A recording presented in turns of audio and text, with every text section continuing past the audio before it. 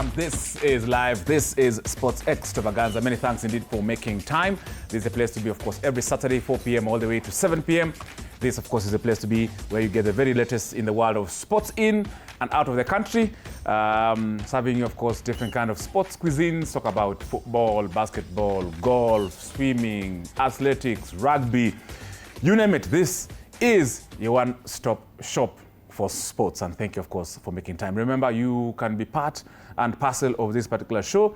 We are basically here as facilitators, but we also like to hear from you. We like to hear your comments. We like to hear your calls. We like to see your videos on WhatsApp. We like to see and hear your voice notes on WhatsApp.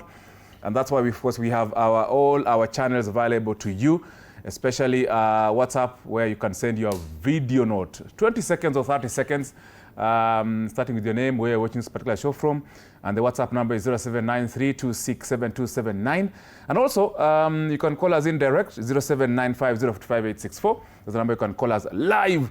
SMS number is 22047.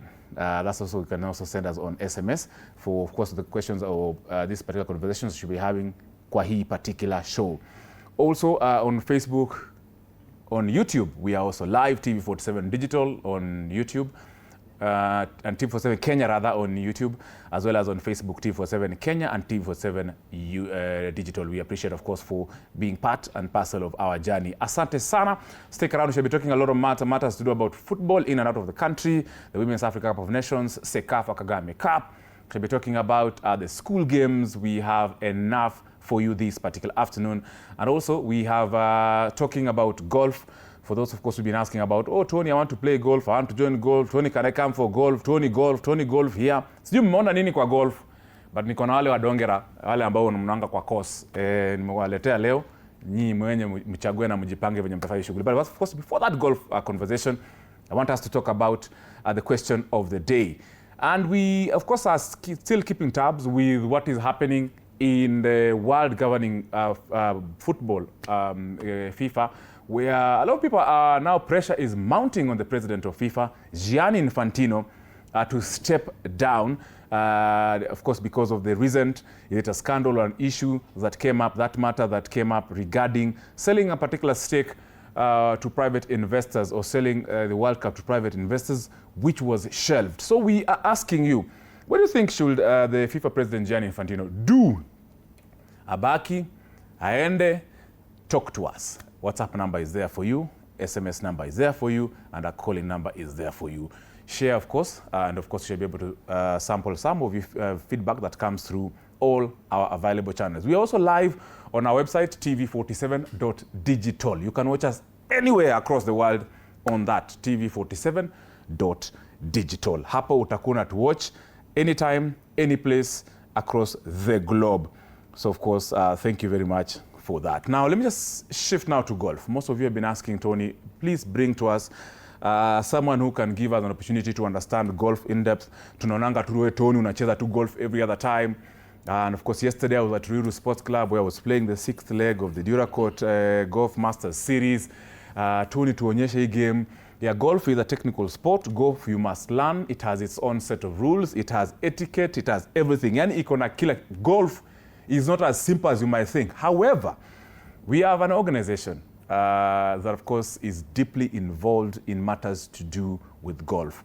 They have curated a product in golf that is easily palatable. You can easily eat it, regardless of where you are from. Whether wewe ni mtu wa Kakamega, whether wewe ni mtu ya Mombasa, whether wewe ni mtu ya Mandera, you can easily understand and be part of golf. And that's why this afternoon, I'm very honored, of course, to be joined by the CEO, the Chief Executive Officer of Yen Golf, CEO and founder of Yen Golf, my very good friend, Kamau Nyabwengi. Karibu sana. It's good to see you again. Good to see you. Najua last time tulikuwa kwa ile permanent residence, naona leo umekuja kwa, unaona venye tunakukaribisha nyumba mingi ndio uone venye sisi tuko sorted. Yeah. Karibu sana. Asante sana. Kamau Nyabwengi, of course, the CEO founder of Yen Golf. We also have one of the products of Yen Golf. Maybe 5 years ago, 2 years ago, 3 years ago, they had no idea about golf. They just saw golf.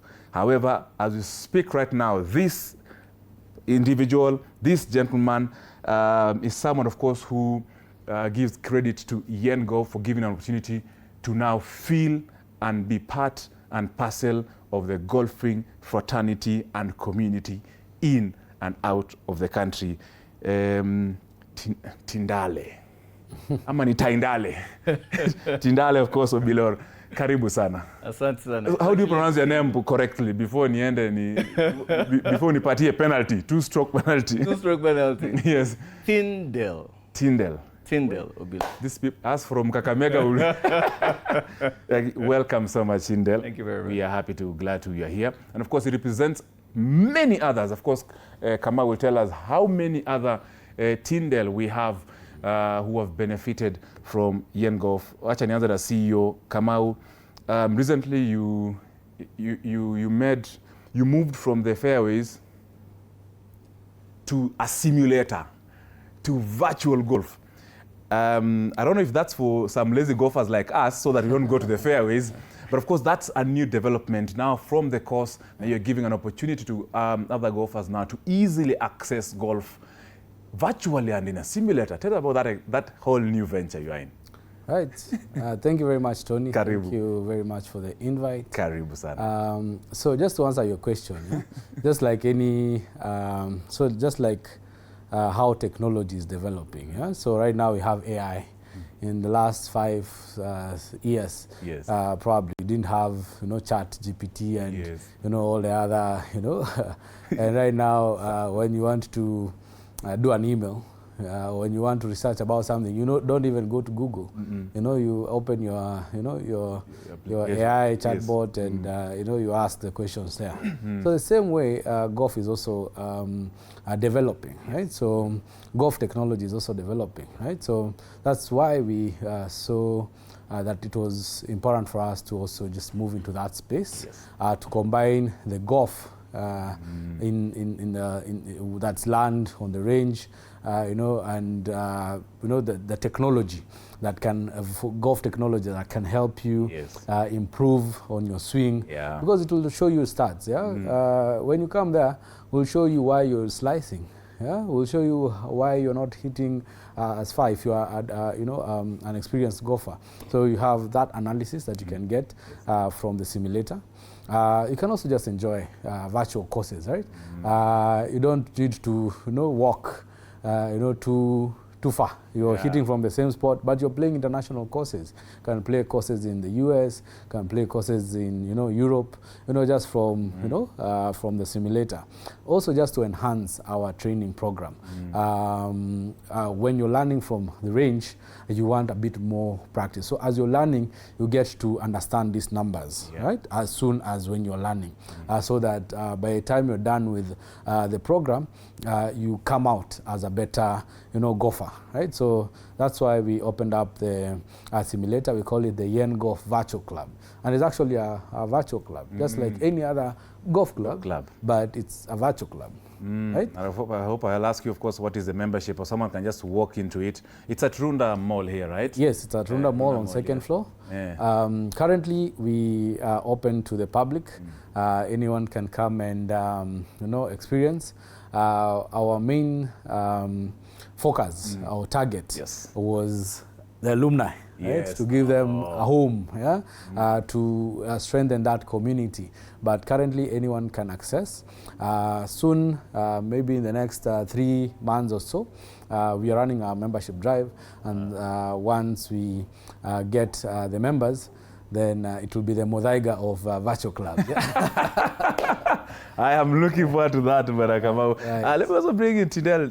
Tyndale, tell us about where you are in golf. Where are you exactly? Because someone who's watching you, Yen Golf are very happy, of course, for the journey that you have gone through. They are very proud of you. That's why they have brought you on international media to share currently where you have been until where you are right now. So that someone who's watching, who's never been in golf, can actually now connect the dots from, of course, where you are, and also they can start from you and be where you are as well. Yeah. Oh, thank you very much, Sonny. Where I am in golf, honestly, somewhere between a genius and a complete, what am I doing here? Yes. And in between, and that's what makes the game of golf very interesting, I started 3 years ago at Yen Academy, of course. Yes. And over the years, I've played various tournaments. Some days you walk out of the course feeling like Tiger Woods. Other days you feel like Parker Woods. You know? So I'm somewhere in between there. I've played all the way upwards to some closer single digits, all the way from almost 40 3 years ago, and still learning. So the beauty of the game is the learning continues, and I have come a long way since my classes at Yen. And where I am right now is where I'm pretty excited, feeling like it was probably one of the best decisions I ever made. Yes. Yeah. And moving forward, thanks for the virtual golf club. Yeah. Oh, yeah. I will have an easy place to allocate ourselves, because sometimes the biggest challenge is time. Yeah. But now when you have a place where you can go to past work hours, 7, 8 p.m. and train and keep playing your golf, the future is bright, to say the least. So that's where I'm at. Well done, of course, Indel. That's very important. We shall, of course, be here. You've mentioned that you participated in some tournaments. We'd like to hear those tournaments and how your score was. Like for me, yesterday I played at Ruiru Sports Club, and I posted, I think, was it 39 Stableford points? Yes. I missed 2 clubs. But of course, we'll come to that, of course, those tournaments. So at least we can share. Somebody can be like, okay, yeah, as much as you're training in golf, you also get to experience and meet other golfers in tournaments.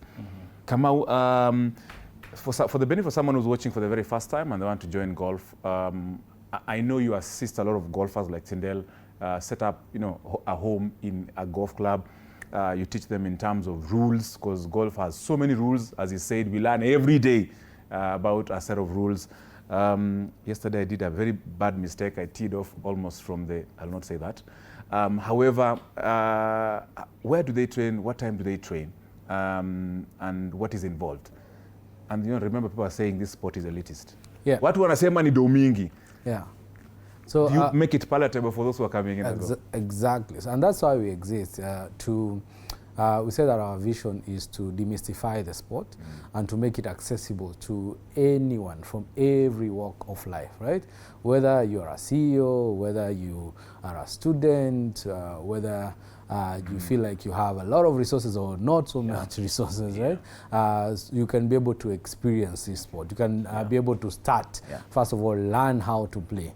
And then how you decide to, have that sport work for you then depends on how you want to advance it, right? So we make it very easy for you to start by, you don't need to have equipment. Right? Because that is one of the barriers to entry, where if you are required to buy the equipment, golf equipment comes at a cost, right? And most of it is expensive, right? So we provide the equipment when you're starting out, so that the only thing that you require is just golf attire. You'll just be dressed in, a khaki short or trouser, any sports shoes, polo t-shirt, and then we teach you from the very basics how to hold a club, the different techniques that you need to know to play the game. And then once you learn, and as you learn, we of course combine that virtual simulator aspect, and then we have tournaments in different places, right? So here in Nairobi, we do it at Windsor Golf Hotel and Country Club. We also do it at the Golf Park on Gong Road, and we are soon to start at Muthaiga, right? So those are our 3 locations. We've also done it before at Nakuru, which we'll be going back to, and also at the coast, which will also be spreading out to in the near future, right?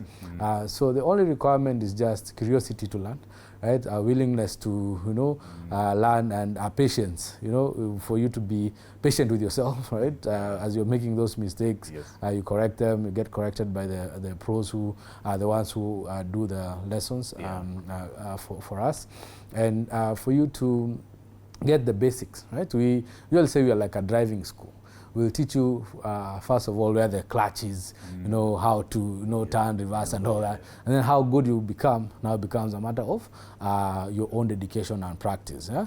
So, when you go to a driving school, you might come out as, somebody who will never even drive, somebody who just knows, where the ignition is. After that, somebody who becomes a rally driver, So somebody who becomes a Nganya driver, So it's just upon you now to advance the sport the way you'd want, right? So like an example of Tyndale, after he learned 3 years ago, this guy has taken my money many times when we play together. We also taught some people who, after the last lesson, and they placed that club, on the last session of the course, that is the end of it, right? So, but it's good for you to learn so that maybe you'll pick up the interest even later, or you carry on with that interest and become a very good golfer. And the only thing you require is just your patience, your dedication, and just go for it. We take care of the rest. So you just have to show up at the end golf at a opportunity. And of course, he's mentioned about golf park at Ngong Racecourse. You can just walk. It's a public golf course, and definitely that's where you can meet Yen Golf and their team to assist you grow. Tyndale, I'm looking at the opportunities that you can say you have actually experienced. What has golf brought to you on the table? Most people normally, they look at golf, they say, ni our dosi, ni our dongera, you will meet the who is who, and then you'll make deals. What has this golf done to your life? Or golf has just given you an opportunity to play golf and that's it? But I'm sure so many other avenues have come through you by the virtue of just you playing the game. Indeed, indeed, and I agree with you. A lot of people look at it as an elitist sport where it's all for business connections. There's more to golf than that. Personally, golf has been almost like a lot of physical and mental therapy, a place to decompress, a place where I have learned about myself, because golf is literally you versus you. So on the fundamental basis, that is what it has been to me. Those are the opportunities. That's given me an opportunity to look inward and translate some of those lessons even into the business platform. Now, the other opportunities externally, like you rightly mentioned, is a lot of network. I've met a lot of lifelong friends, business partners, clients, and people who I've also given business to on the golf course, because the ethos around golf, the golfing community, is one of integrity and honesty. So you have a better chance of finding synergy on the golf course, which I have personally, as opposed to just randomly in some of these places. And also, I mean, we all go to conferences where you exchange business cards, talk for 30 seconds, and that's it. With golf, it's 4 hours of getting to know each other genuinely, all titles stripped. And it has presented a lot of opportunities in those general areas for me. Well done for that, of course, Tyndale, and for presenting a lot of those. And remember also, ladies and women get an opportunity to play golf. It's just that today Kamau started with a gentleman. I'm sure next show he'll bring a lady, so you can see some of the ladies who've benefited. And I'm putting on the spot, Kamau, because I would like to share the success stories of Yen, especially so both ways, the men and the women, and some, of course, who've participated in tournaments and have won, because you have also organized tournaments under Yen, and maybe some of your also students have also gone on to win tournaments or participate. Tell us about that experience, both for men and for women. Right, so I have first-hand success.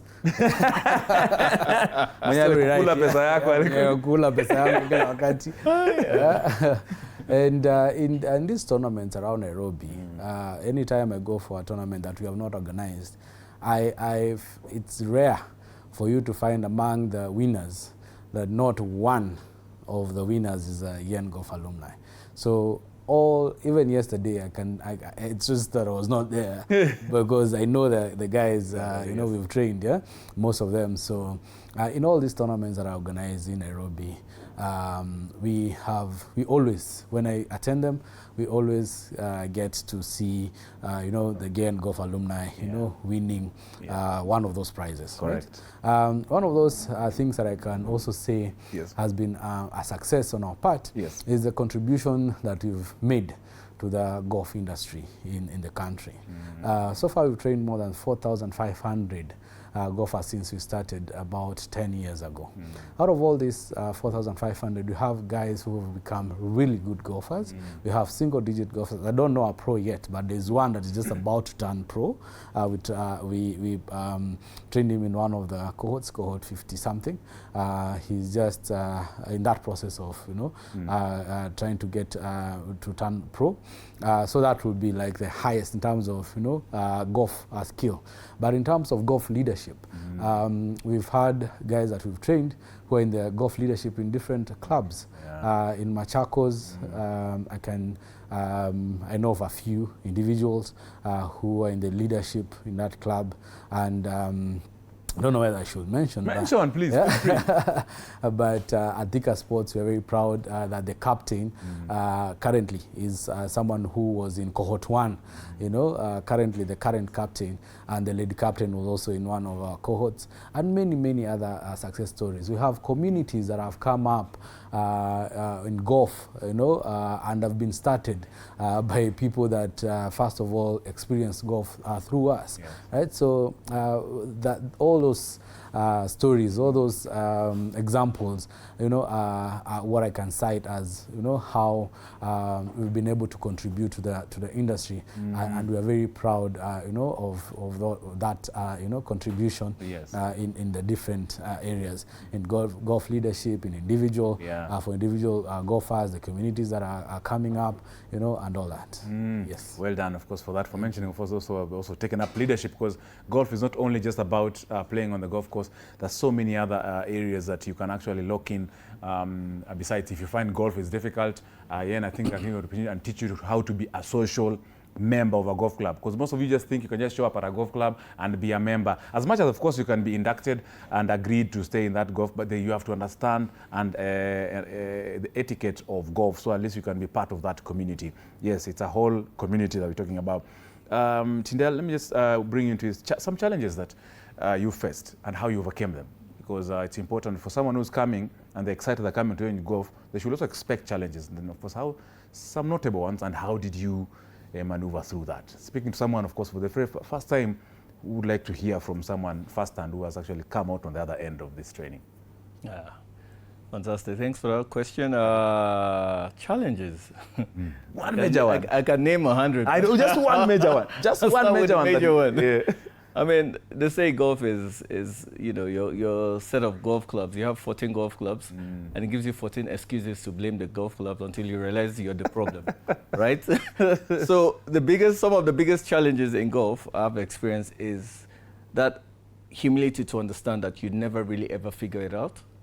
And so every day you play well, be humble. Every day you play badly, stay humble, because it's a journey, it's a marathon, not a sprint. And so having that tenacity to take the learning as we actually apply in real life. And anyways, life is a journey. You never really figure it out, you keep going. So that's, I would say, one of the major challenges, alongside consistency as well, because golf is a game that rewards consistency over brilliance or flashes of brilliance or perfection. So understanding that and overcoming the need to be a perfectionist, right, and then accepting to be a student, a lifelong student of something that you may or may never ever figure out completely, is one of the challenges I've faced, and I've managed to make a lot of progress in that regard. Yeah.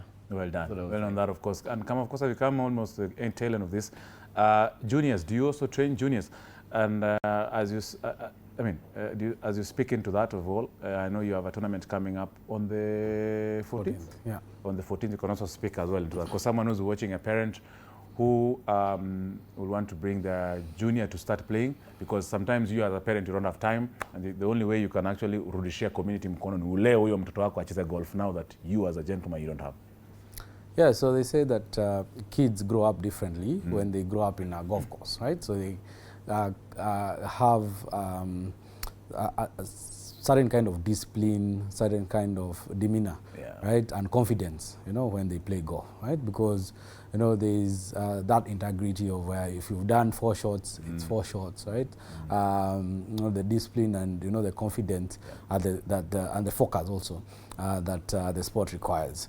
We train juniors from between 6 and 12 and 13 to 18. We do that now that we have our indoor golf simulator, so we do that from there. So it's a hybrid of where we do some of the sessions from the simulator, and some of the sessions now we take them to the actual course. So of the 8 sessions, we do 5 at the simulator, and then we do 3 in the actual course, so that you know, they can apply what they've learned, and just some of those things like a bunker you cannot learn from the simulator, they learn from the actual course, right? So right now kids are in on holiday, so it's on a rolling basis, right? So, and we train them as per individual or siblings, so they can sign up at any time.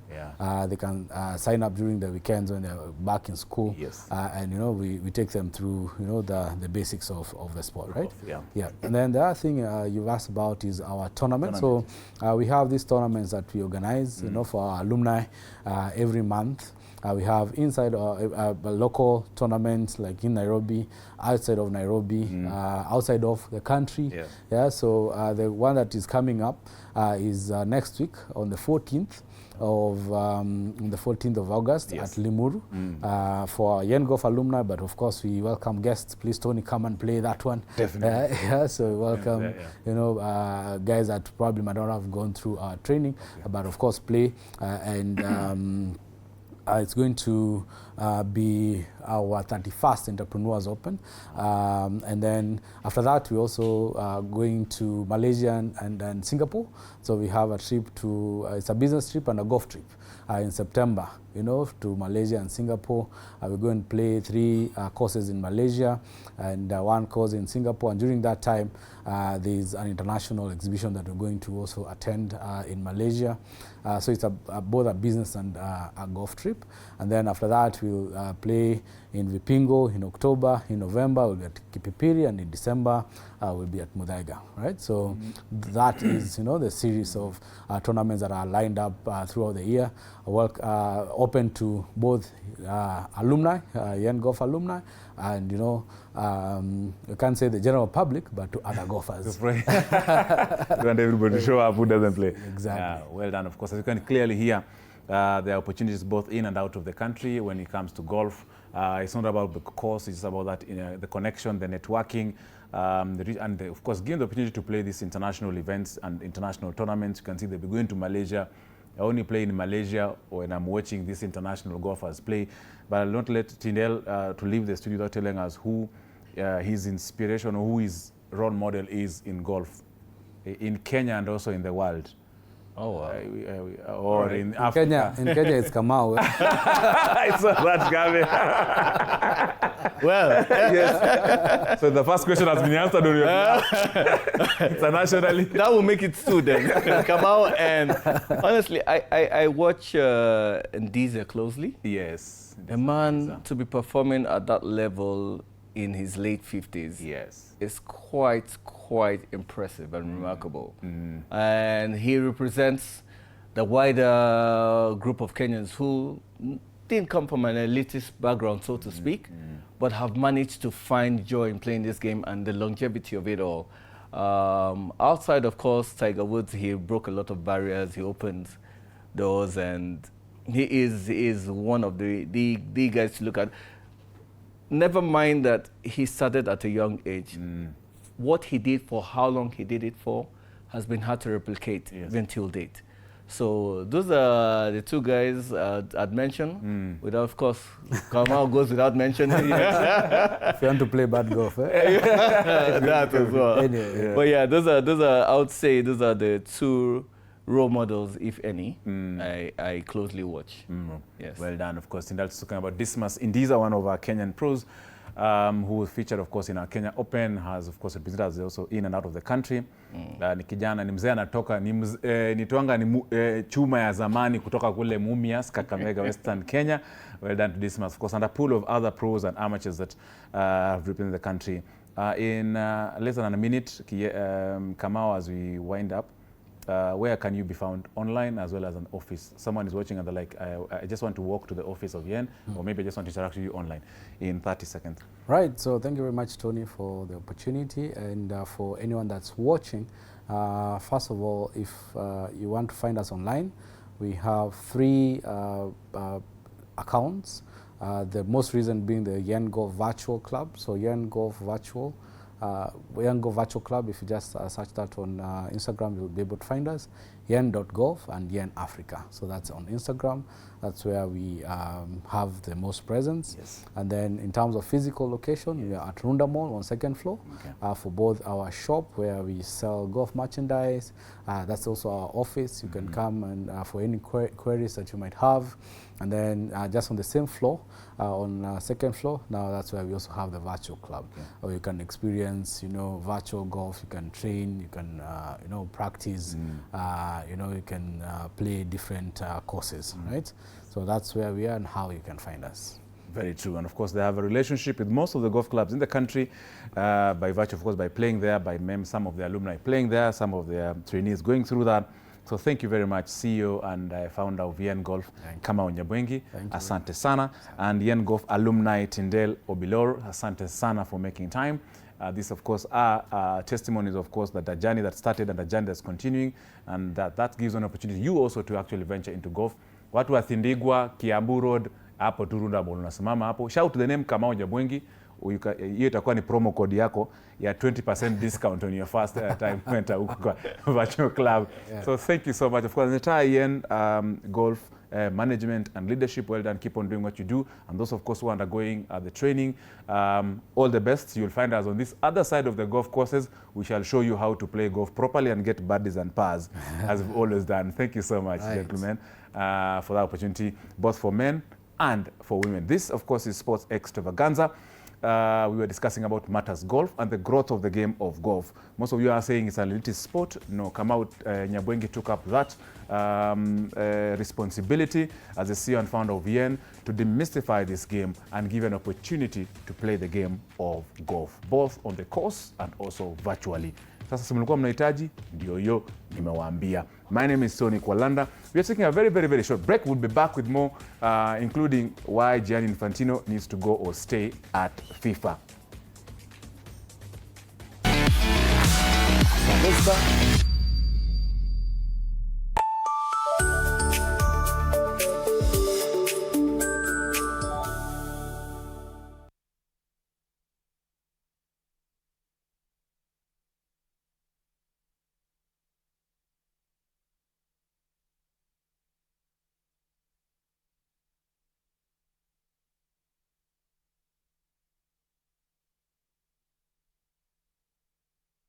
Contenders in Uganda's history, and you will not imagine this. Africa is the youngest continent in the world. Do you agree? Do you disagree? Oh, he's changed his mind. We're already having comments coming in. We have got your back because the debate is always going to be heated. The 77%. Thursdays, 10:30 p.m. on TV 47.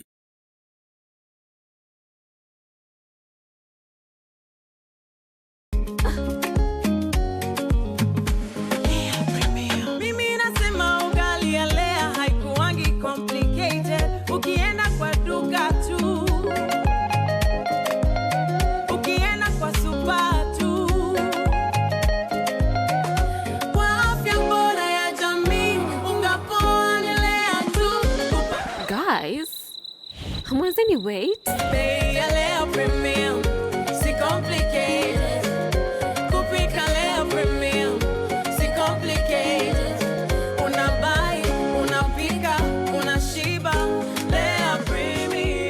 Lea Premium Flour, nurturing the world. Available in a store near you. Azam TV, your favorite pay TV, just got even better. Effective 1st March 2026, we have added 5 amazing new TV channels to keep you entertained day and night. AMC Movies and Nolly Africa for the best of Nollywood movies and series. Music Box Hits and Music Box Dance for non-stop music hits and dance. And Manchester United TV for football fans. More movies, more music, more sports. All in one place.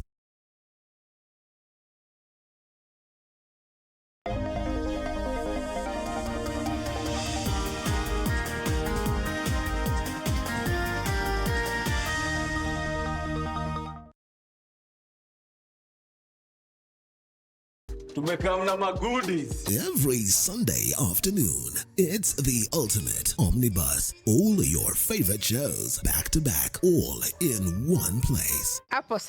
From the laughs of Nimai Guy, but baby, don't argue about Mwangizi. Mwangizi, calm down. To the conversations on Vuta Stool.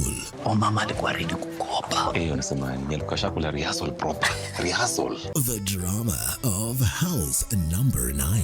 Okay, let's go down. Down. No, so when you wanna and the connections at Connect In. You're selling fear at my lobby. What is the man? Dream big with a bedsitter and a dream. To me, any lion. Tap. Are you begging on the internet? And speak your mind with Unmuted. Oh my God. And when the evening arrives, it's time for the king of comedy talk, Dr. Ofweneke Tonight. My God, this was the best idea ever. All your shows, all your vibes, all in one place. Don't miss the Omnibus every Sunday from 2:30 p.m. on TV 47. On the next episode of Founders Battlefield. When you have a scarcity mindset as an entrepreneur, does it help? Look at how we as Kenyans go for when you're invited to a wedding and you're invited to the buffet. You will fill up everything from your mchele, you'll go to your potatoes, you'll go to the vegetables, and the icing, you put your melon and your pineapple in one plate. Today, if you come up with a business idea, there are 10 people with the same idea. If you come up with, whatever you come up with, it's probably been done before. Most of the answers we are looking for are with people. So talking out, sharing, solves a lot of issues. When you look at politicians, when they go to the podium, do they preach scarcity? Do they preach abundance?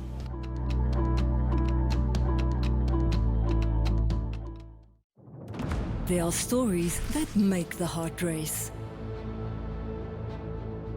Where love is born in the most dangerous moments. Ali was actually Poyraz Ali. Each secret can destroy everything.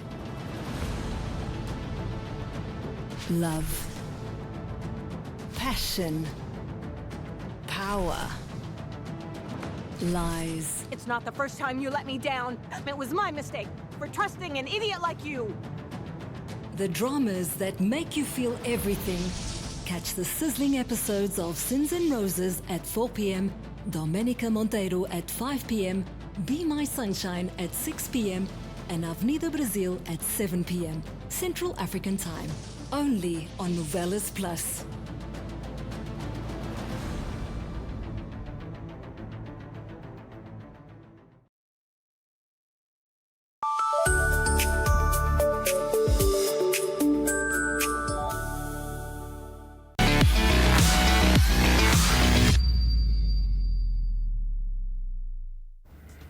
Welcome back.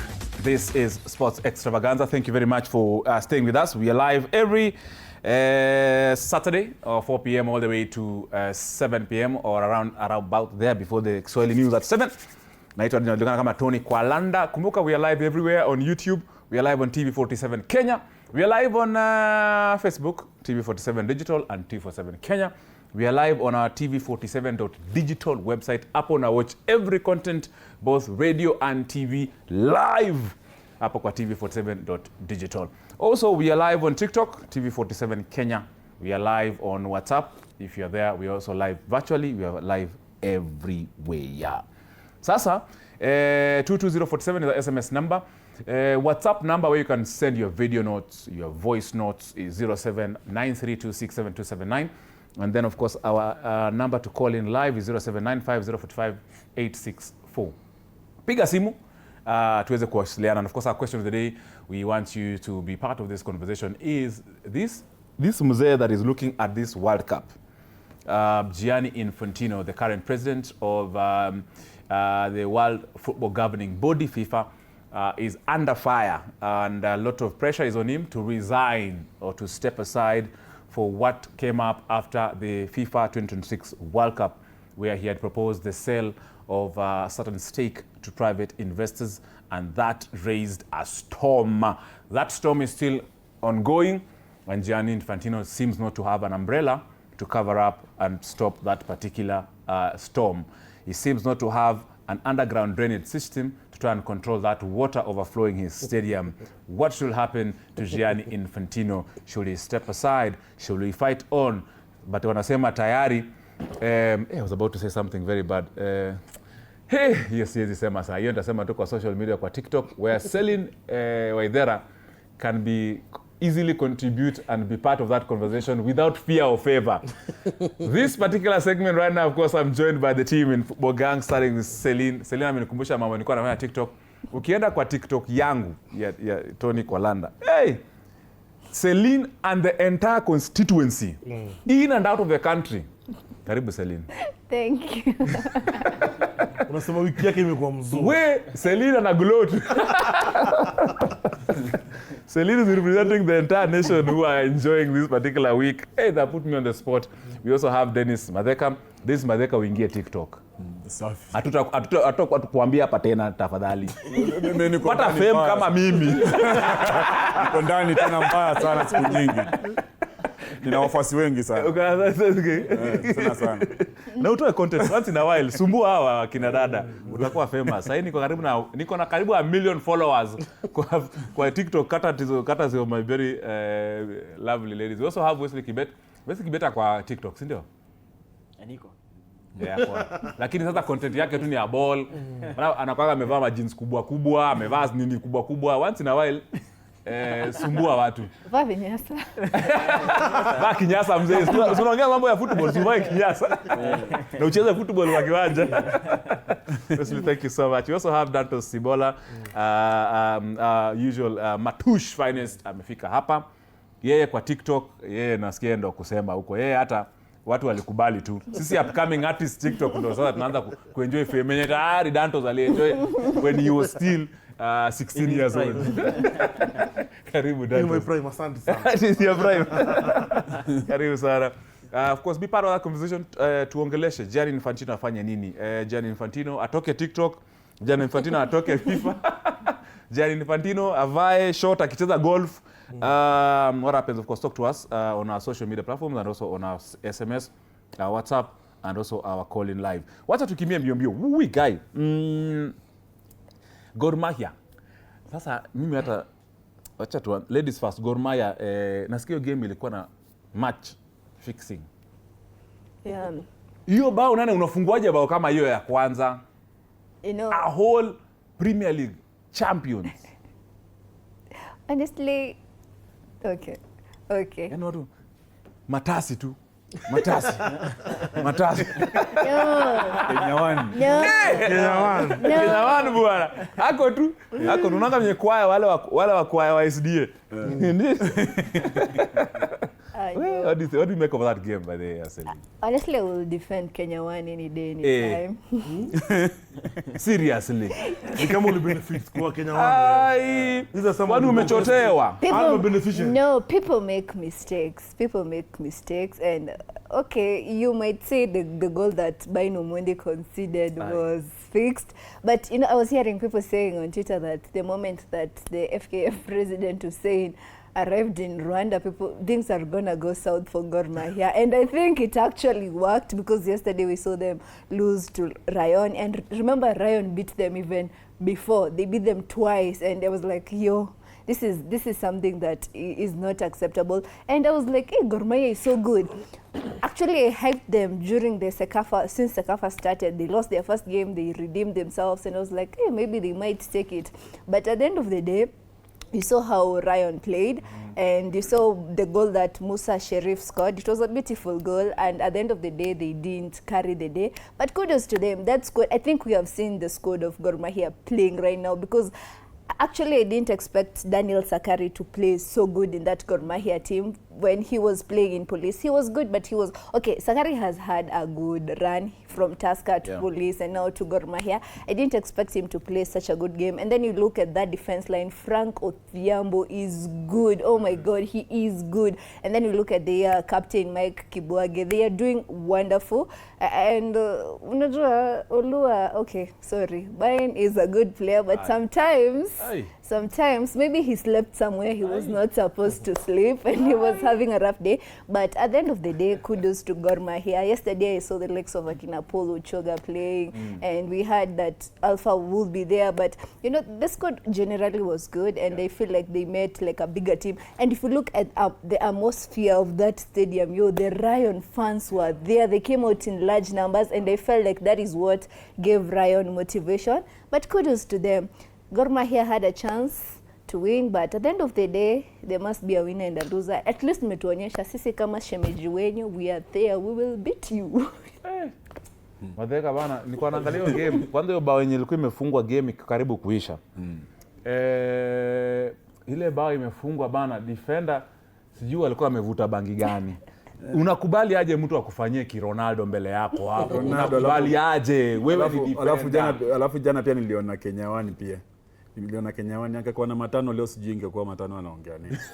Tunapozungumza hivi sababu huwezi funga timu kubwa ndani ya Rwanda ambao ni APR magoli matano, alafu uje ucheze na ile ambao iko chini kidogo, chini hapo ambao hawana usemi kwa ile APR, then wakunyoroshe finali. Nafikiri Gor Mahia walikuwa confidence iko juu sana kushinda. Bala wangeenda kwa game tu akiwa wako wametulia tu, lakini walikuwa na wasiwasi, walikuwa na moto mwingi, unaona? Na hiyo ndio ikawasababishia kupoteza ile mechi, sababu ukiangalia players walicheza poa sana, kina Kibwage hao na Selini hapa. Lakini sasa kwa defense ukiangalia kuna bao moja hapo defense, jamaa alijipata tu peke yake tu, ni kama hakuna mtu. Kipa naye amefanya ile matasi ni kama ni naona sasa.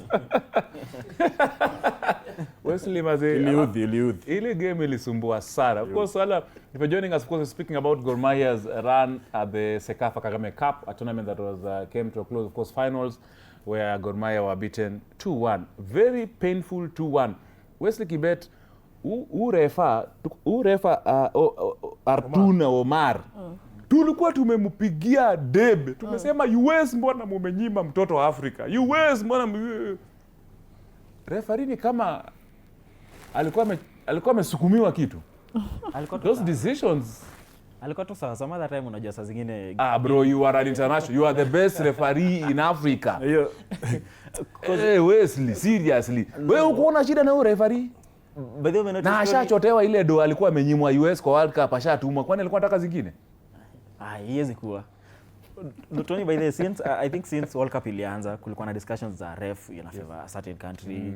So pia we can't have the same discussions really with Omar and Gor Mahia or against a Kenyan team. So ni game tu venye nakaanga. Saa zingine by the it could be even in life unaonanganika kama bahati iko pande yako, and then you end up blaming a third party. Sasa kama venye Gor itashinda, maybe ita blame ref, but generally the game was good.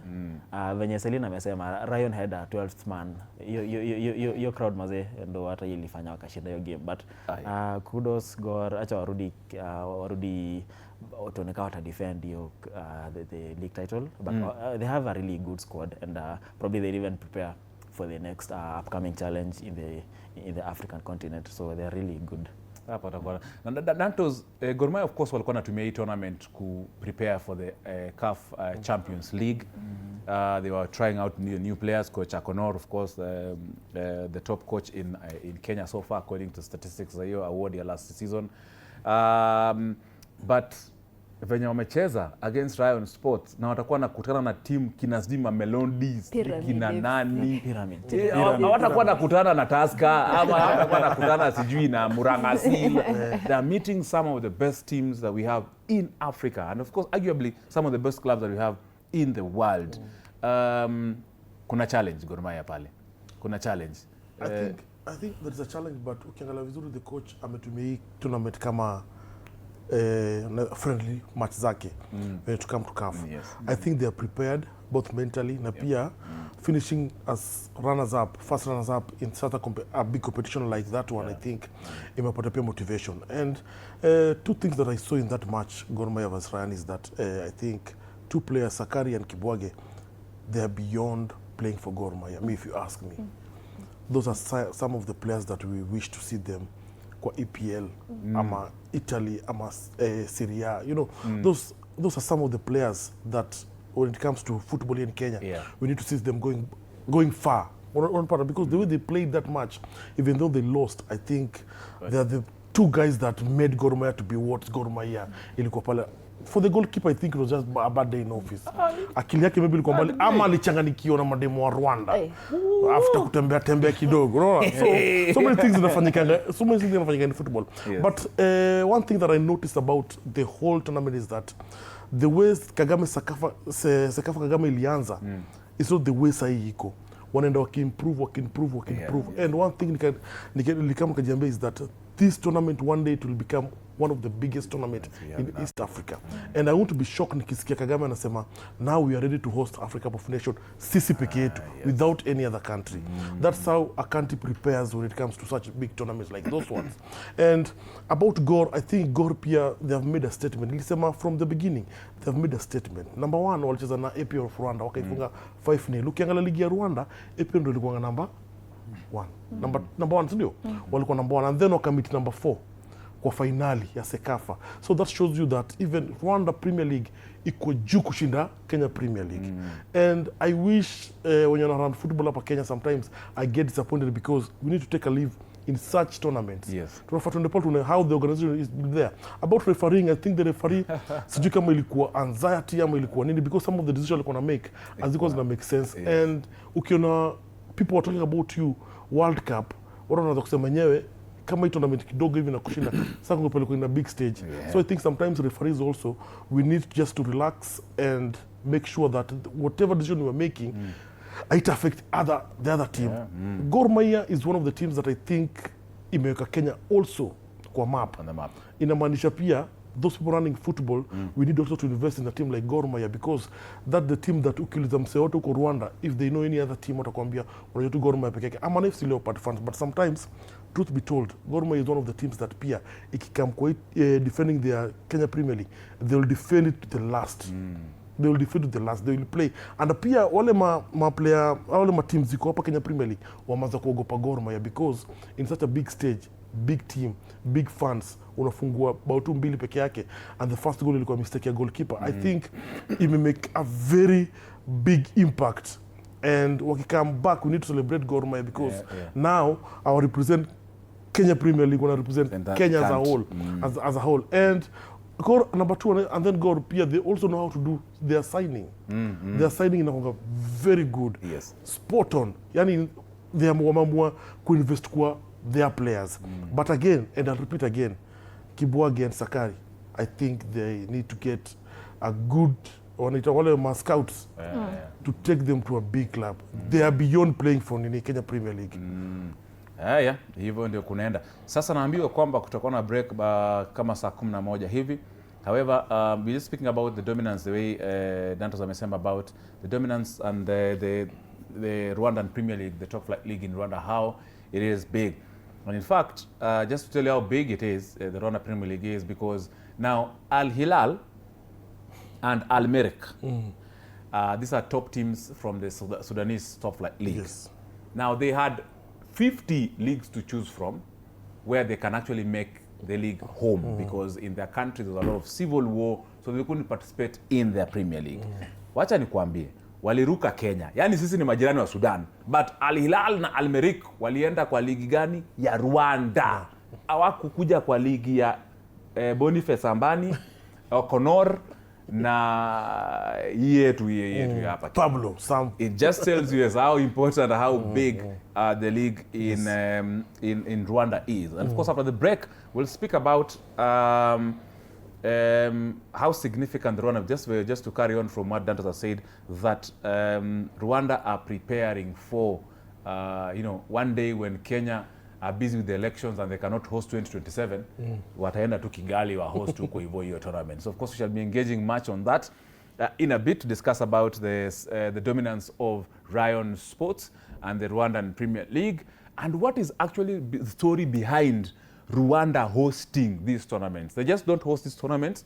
They have a reason why they are hosting these tournaments, and they're just basically telling so many people their readiness for hosting a tournament single-handedly. Juzi walienda Aston Villa. But first, of course, we want to take a very short break. But remember, we have a question of the day. We are asking you, Gianni Infantino is under fire.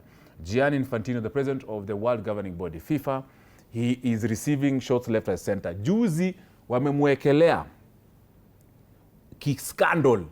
Ati kulikuwa na msichana fulani, reports that walifanya kazi, alafu msichana akadai kitu, akalipiwa kitu ndo anyamaze. Kiwanaume, we are very... Anyway, I'm part of those men who we have those issues. So we're asking you, what should Gianni Infantino do after all these allegations on him arising and coming up? Aende a step down.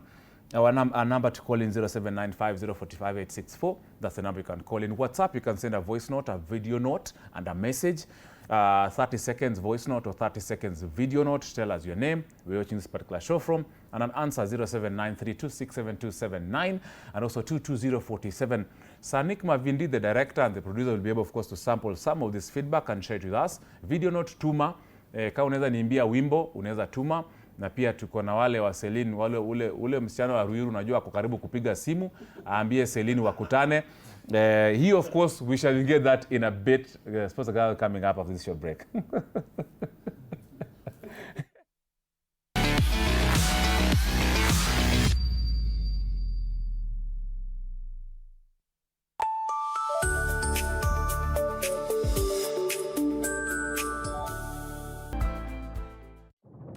There are stories that make the heart race.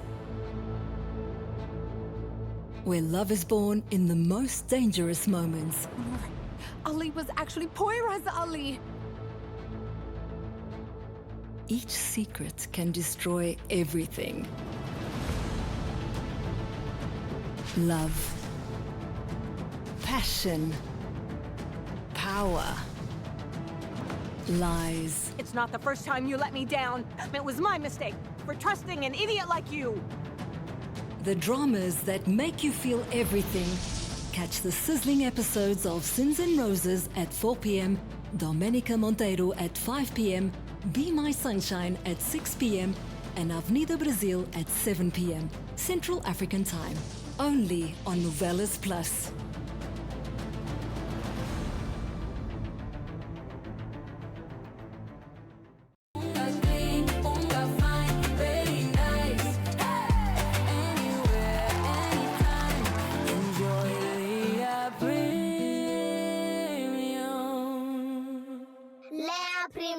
Nurturing the world, one bite at a time. Yay!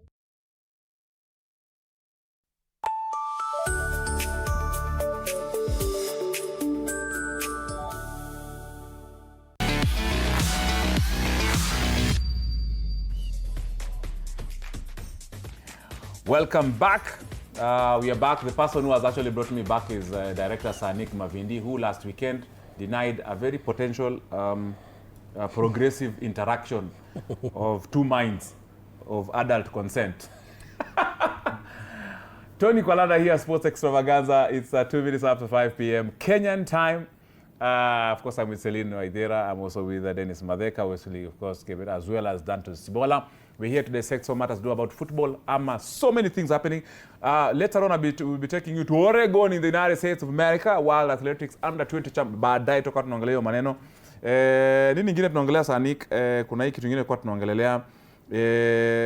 Long distance of course kunaenda aje. Harambee Starlets wamefika wapi? By the way, sneaked. Wamerudi.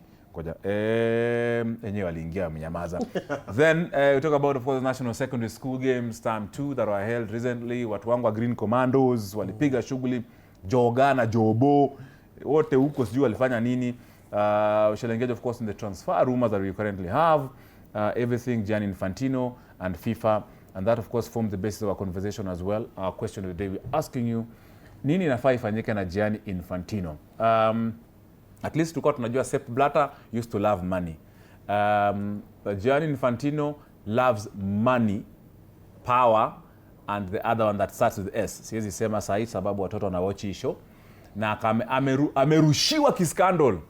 Mazi, this world is dangerous. Mazi, hata mimi nasema the day I'll become president na nifanya makosa, please msitoe X-files zangu zote. Kwanza Selina ashaweka zake zote amestore. Niliona DJ Selina hapo kwa TikTok. TikTok unajua inaweza kukuambia nani amesave video. Wapi amesema Selina saved. Where is Gianni? Of course we are discussing that the form of the question Gianni Infantino aishie. Gianni aende wapi? Afanyike nini? Of course that matter about FIFA. Talk to us 0795 045864. The number you can call us in live, and also WhatsApp number 0793267279 is the number you can send your WhatsApp message, your WhatsApp video, your WhatsApp voice note, your name, where you're watching the show from, and an answer. 30 seconds, and then of course you'll be able to sample some of those on this show live. Yote lete sasa simu zikuje. Ni kama video siogope kuleta simu. Mbio before we get into mambo ya Oregon, Celine, Ryan Sports, of course ni timu ambayo unaifahamu kabisa. Some of the top teams that of course participate in the Premier League ndo wametoa Gor Mahia msituonge watu wa AFC. Gor Mahia just sneak in, that's the way Harambee Starlets have sneaked in. Tulisema tutawaipanda ndege. Tuone hiyo ndege yenyu rudinyi na hiyo hapa hivyo. Rudi nayo. But Ryan Sports Celine murudi hiyo ndege yenyu huko muleta Kagame Cup. Of course the winner of Kagame Cup walked away around 4 million Kenya shillings for that particular win. In the final of Sekafa Kamega. Najua of course pia Gor Mahia I think walipata pengine wamepata 2 million ama something, at least watarudi na kitu ya kuwasaidia. Walikuwa wanachangisha pesa. Hii tournament ya Sekafa Kagame Cup in AFC Leopards terms tunaita charity ya kudonate pesa ya kusaidia Gor Mahia kwenda kucheza Champions League. Ryan Sports Celine. Yeah, you know, I was saying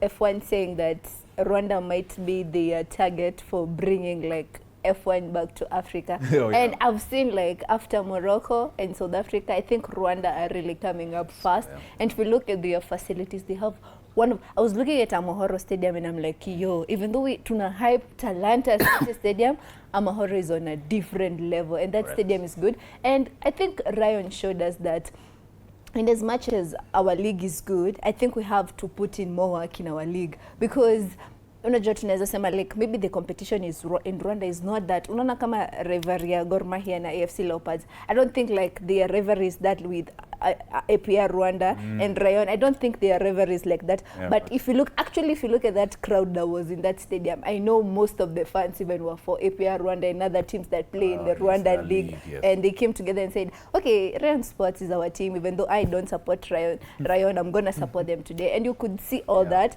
And I feel like the fact that Al Ahly and Al Merrikh chose to go to the Rwandan league, it shows like this is where we want to be, because we have seen class, we have seen everything. And I feel like kama sayata tujui ligi yetu itarudi lini. Tulisikia Kariobangi Sharks ilipromotiwa. Watu wanateta kwa pre-season. Imagine now, tell me if that would attract other teams to come to our league. It most definitely won't. And I feel like we really need to put more effort. I feel like right now najua Hussein bado hajarudia kwa uko na kina Paul Kagame, they should talk and amwambie vitu wanafanyanga, because Rwanda is looking good. Na vinyo tu umesema tukisleki watachukua AFCON. Itaenda kabisa, and of course hiyo ndio story tunajaribu. Remember, unajua sasa hata vile Selina amesema, najua Dennis anataka kusema, imagine sasa Al Merrikh na Al Hilal, those top teams from Sudan, since of course the civil war, there was no league in the country, they chose Rwanda. And another country they chose before Rwanda, in the 2023, I think 2024 season, they were in Mauritania, if I'm not wrong. Yeah. Al-Merrikh and Al-Hilal. Why are they not choosing Kenya? So imagine Madheka ati umealika Al-Merrikh, a top team in Africa, waende wacheze Annex. With due respect to Kasarani Annex. Ama tu waambie wanacheze Dandora huko. Alafu nyinyi huko mwende mulimane mpige majournalist kwa kuja kukava ma story na Al-Merrikh na Masudi. There is Madheka around sports, of course, the league itself, it means it's very attractive. Now when you must carry on, even other sports, Rwanda versus Kenya 1v1 in terms of sports infrastructure, tuwezi shindana na Kagame. Nafikiri hata ukiangalia nani huyu Mgana alikuwa hapa Kenya juzi. Anaitwa Samoa Gyan. Yes, Samoa Gyan. Ule alikosa penalty huko wakicheza na Uruguay. Hiyo World Cup bwana. Kama unaweza kumbuka. Huyu jamaa juzi alisema kwamba Kenya tuna focus sana na athletics. Lakini football hatushughuliki. Mpaka yeye anaona Ghana yani wako juu sana kimpira kushinda sisi na mbali sana. Thank you. Na aka comment akasema kwamba akarudi akaongezea akasema kwamba Kenya players wako wazuri sana. Lakini kwa nature ndio ni shida. Unaona? Sababu ukiangalia El-Merrikh, ukisema El-Merrikh unaenda cheza Mauritania, kutoka hapa mpaka Mauritania ni mbali. Na wakuje pita Kenya hapo waende Rwanda wakashiriki katika ligi ya Rwanda. Ni kwa sababu Rwanda League wako serious na mpira. Wako serious na kitu kingine. Wako serious sana na mpira kama vile Tanzania. Tanzania labda walishindwa kwenda sababu ya Kiswahili. Kiswahili na labda wanaongea Kizungu labda. So itakuwa ni shida kidogo. Lakini sasa Kenya nayo kukataa kuingia Kenya ni ule ufisadi ulio ndani ya football ya Kenya. Ufisadi ni mwingi sana bana. Hizo design za unashika ball na unasindikisha ingie na mikono miwili. Unaona? Hiyo match fixing Kenya, East Africa sisi tuko juu sana match fixing. So wale ni watu wako serious na football na whereby ligi ya Kenya ina uaminifu wote. Mwanzo hata mimi nikiangalia, mimi ni mfano wa FC Leopard, alafu nikiangalia katika ile ligi imeisha. Hizi zote tumemaliza sasa, Gor Mahia wakabeba. Ukiangalia mechi za mwisho kama 6-7 utaona kulikuwa kuna shida fulani hapo mpaka FC Leopard ikakungua, umeelewa? Lakini ikakungua kidogo. Wewe jiulize maswali likungwaishwa na nini? Kwa hivyo mpira Kenya inafaa tukue serious, sababu sijui Hussein kama president wa football Kenya sijui na feel vipi wakati aliangalia game ya Kenya nini Harambee Starlets kule Morocco na wakafungwa mbele yake na timu kama ilikuwa ni game ya Senegal. Wakafungwa na Senegal bao moja. Wakati ile mechi sisi tulikuwa tufunge hata bao 3-0 ama bao 3-1. Unaona? Akaenda sisi tukafungwa kule. Ameenda pale game ya Gor Mahia jana, alikuwa hapo mnasema. Na ukiangalia kiwa pale bado tukalose. Unaona? Sasa ataogopewa sasa kushiriki katika ile michuano sasa sababu watu wataonea tu akishiriki ule mchuano wa Kenya football, alafu ni mechi muhimu inabidi tupoteze. Kwa hivyo apange timu vizuri, apange federation yake vizuri, president nani Hussein. Hussein akona kibarua. President Hussein Mohamed, FKF president, uko na kibarua sana. Ulisema ni fresh start, but sasa hii fresh ni kama inaanza kufika expiry date. Bwana Hussein, get your house in order. We have so much hopes in you. Please do not let the situation that is befalling one of the head of states of these African countries befall you, because when ni fresh start ulitupatia hope in Kenyan football. Na sasa tumeanza kuona wewe na Gianni Infantino. Wesley Kibet, I'm looking at the table ya Premier League ya 2025-2026 ya Rwanda. Al-Hilal walishinda ligi kwa kina Rwanda. APR ikakuwa ya pili, Al-Merrikh ya Sudan ikakuwa ya tatu. Yani the top 2 teams except I think alirumia tu APR hapa kulikuwa na maji.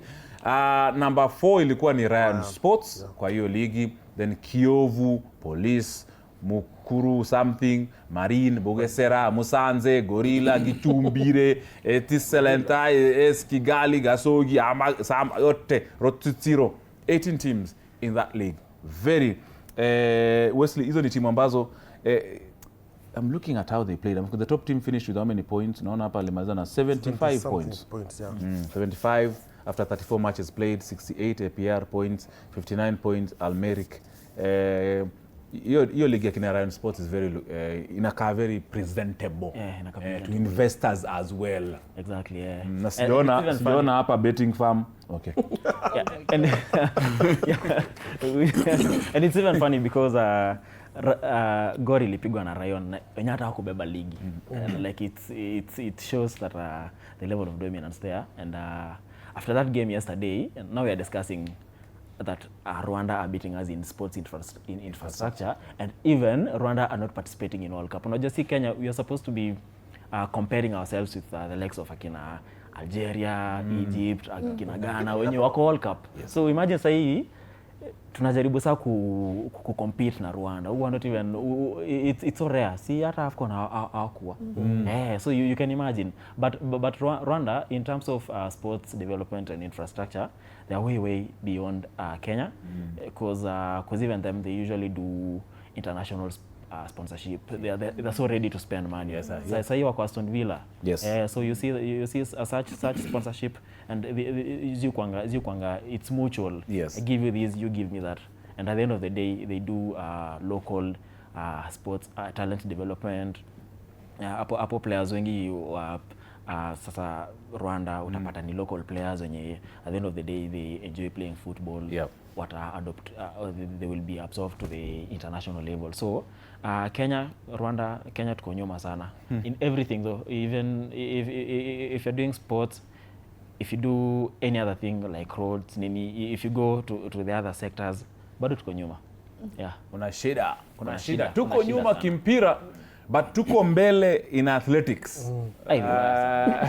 But Rwanda, the fact that even they are hosting the BAL finals, they are doing good. Yeah, they are doing levels. Yes. Can imagine Rwanda just came from behind in terms of basketball. In fact, now that Selina has mentioned basketball, they are hosting BAL. Yani sisi na with the investment, we were ahead in basketball. Yeah. They're making plans. Not so long ago. Rwanda wana make plans ya kuhost F1. Tunafaa kuuliza Mutua ule wa Machako. Siko wapi? What happened? Acha hata tusingie kwa CS Mutua. Acha tu hata nisianze. Mumefungua kidonda mtamaliza.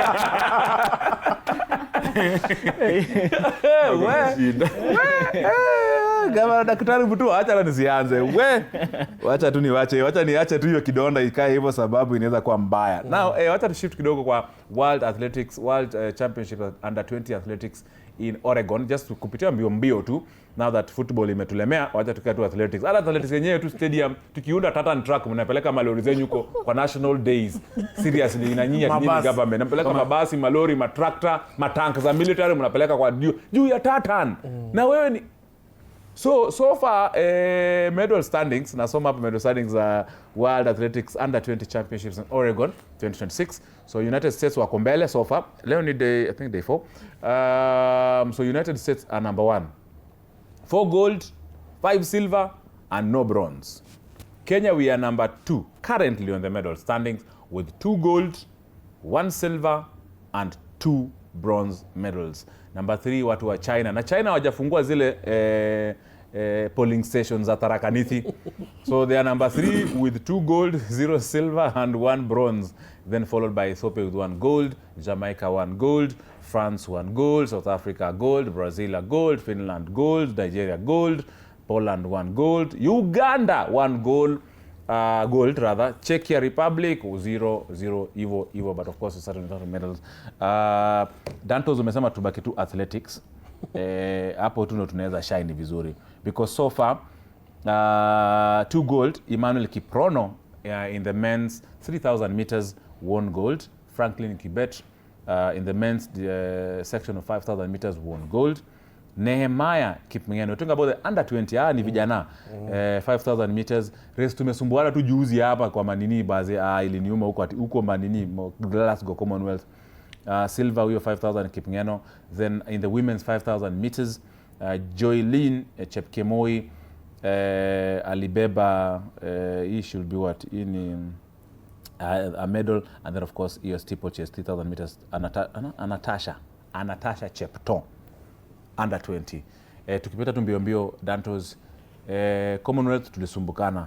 But under 20 ni kama kidogo watafanya tusahau our problems in Scotland. Yeah, I think when it comes to athletics, these under 20s ndio wale wanakuanga unapata now after some years wanaenda ku represent in Olympics. Now Olympics is the big stage when it comes to athletics. That's when unapata most of the energy watu wa athletics Kenya wana focusing sana on this upcoming artist. Yes. But recently pia tumeanza kuona there's a bit of things that are happening in ya maji. Zile athletics pia wanafaa take care of them because tukisikia kama hizo rumors kama ni ukweli, I think we are going to lose it in future. Tunaenda ku lose. But all in all, I think we have hopes in this under 20 linafanyika, and these are some of the girls and boys tunaona kwa Olympics. Yes. Of course tunaongelea mambo pia, of course hii under 20 wanafanya World Championship. Sisi tumekuwa na mavijana watam tu national, tunapiga ball, mambo ya volleyball, sijui mambo netball, watu wanapiga shughuli. Celine under 20, and of course I'm speaking to the fact that Uganda tu hapa tu kwa President Museveni na incoming president Kainerugamba hapa kina Kibetu wa huko kina Wesley Kibetu wa huko Uganda wanatusumbua sana. And the reason I'm saying this is also some of the young athletes, they'll be tempted either to shift allegiance. Yes. Unaona sasa ile anacheza under 20 hapa, alafu anaona hapa venye mnasumbua Manyala, mnasumbua sijui nani. Faith. Yavi si aliendaga.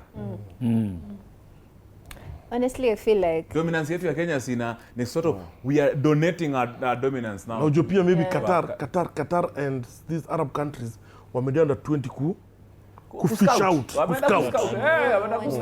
Because of Olympics. Correct. Yeah. I feel like this under 20 should like tell us where we are. We had the Gaslo, and right now we had the Youth Olympics, right? And now we have Youth Olympics na kami in October in Dakar. Yeah, and Senegal.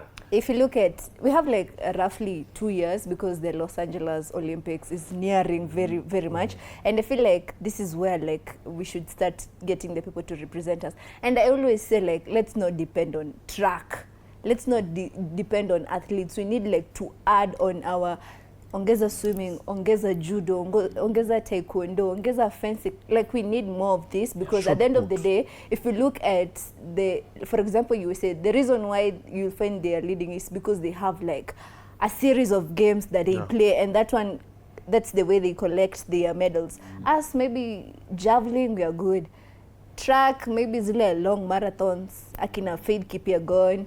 I think we should. Australia alibeba nini juzi bwana Commonwealth kama steeplechase bwana. Australia gold mbili. Yeah. Now it's like we should like be vast on the games that we are participating in the Olympics, because at the end of the day we'll be there saying, oh, we are good at athletics. We've seen Kipchoge is a legend, is a god outside Kenya, but here in Kenya we don't see him that way, because if you look at some of the vlogs that I see him, people are like worshipping him, and I feel like we should like do that. And that's why I always say, like, for example, Sizo M-Pesa Foundation juzi hapa, we have seen all sorts of talent. Take that talent, nurture it properly. Don't take ifika time ya AFCON tutapata like and ila under 20 akina Amos Wanjala, akina Tyrone Karaoke hawako. Now we have like a new set of players that are playing in the AFCON, and like they should like be given time, and that's the same thing that should apply to athletics. Like, let's nurture these talents. We saw basketball in Gaslo, like they were good, but they met gooder people than them. I feel like nurturing that talent, I think tutakuwa to somewhere to collect to kwa kina kina Faith, to collect kwa kina Alexandra Ndolo, tulete hizo ma medals. Yeah. We're talking about athletics. Congratulations to Faith Chebet.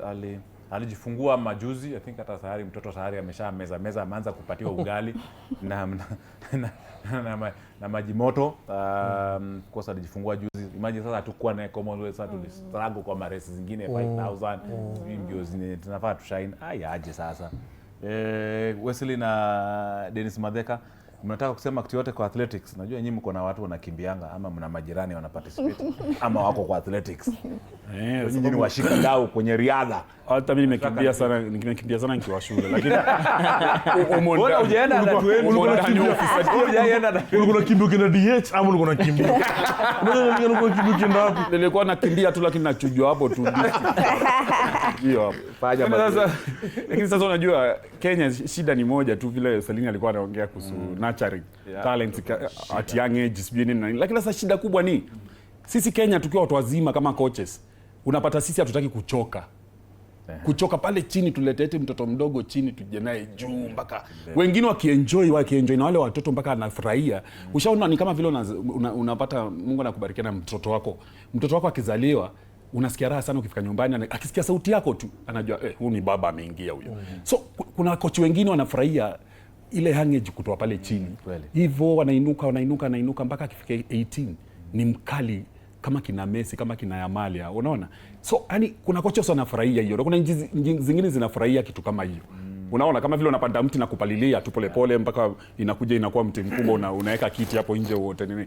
Kenya hatuna hiyo. Hiyo kwa roho sisi hatuna. Hatutaki kusumbuka na kitu inasumbua. Tunataka tusumbuke na kitu kinaitwa mtu mzima tayari afanye kazi. Uingize pesa, stories ziendelee mbele. Hiyo ndio inatuharibia sisi Kenya. Sababu ukiangalia like volleyball. Ukiangalia volleyball yetu, nafikiri next itakuwa Nairobi. Next inaenda kwa Nairobi. Yes, kuna championships ya Africa. Mwezi wa 8. Okay, hii mwezi wa 8 tarehe 28 mpaka tarehe 5 next month. Kwa hivyo na sisi tunaenda kufanya bidii tuchukue mara 11 sababu sisi ndio tunaongoza Afrika, tumechukua mara 10. Whereby sasa shida pia iko hapo. Sisi ni mabingwa, tunaogopewa Afrika kabisa volleyball ya madem, malikia wetu wale. Lakini sasa tukiingia World Cup ya volleyball, tunafunikwa kufunikwa. Sababu hiyo shida tu, Felini amesema sana kuhusu kutoka pale chini. Tuangalie tu kuanzia chini, players wetu wainuke. Wale wanacheza michezo mingi sana. Kuna michezo mingi sana kama wrestling, mieleka, vitu kama hizo. Unaona? Lakini kama hoja katika michezo mingine utapata kama Commonwealth wameka ufikisha alama fulani ndio uweze kuqualify katika hiyo. Kama 100 meters ilikuwa ngumu sana si kuqualify. Sababu mnacheza hapo mnakimbia Kasarani lakini uweke record. Kama umeweka dakika 9.80 ikuwe ni hiyo. Usipofika hapo hakuna kitu. Hivyo ndio kulikuwa nakumbuka pia Manya alisema hapendi kunyesha, hapendi kukimbia kwa mvua. But pia Manya leo unatubeba aje Malenge. Wewe ulikuwa unakimbia Ushago kwa mvua. Ukifika Majuni unaanza kujifanya ukimbiangi kwa mvua.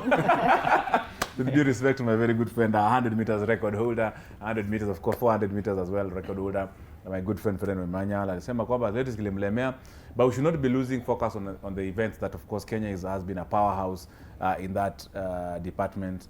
400 meters we're making headway. I know bowling ama sijui synchronized swimming ama sijui gani nyingine tuanga sijui gani hiyo, those ones we might not make it because we don't have the equipment and all those things.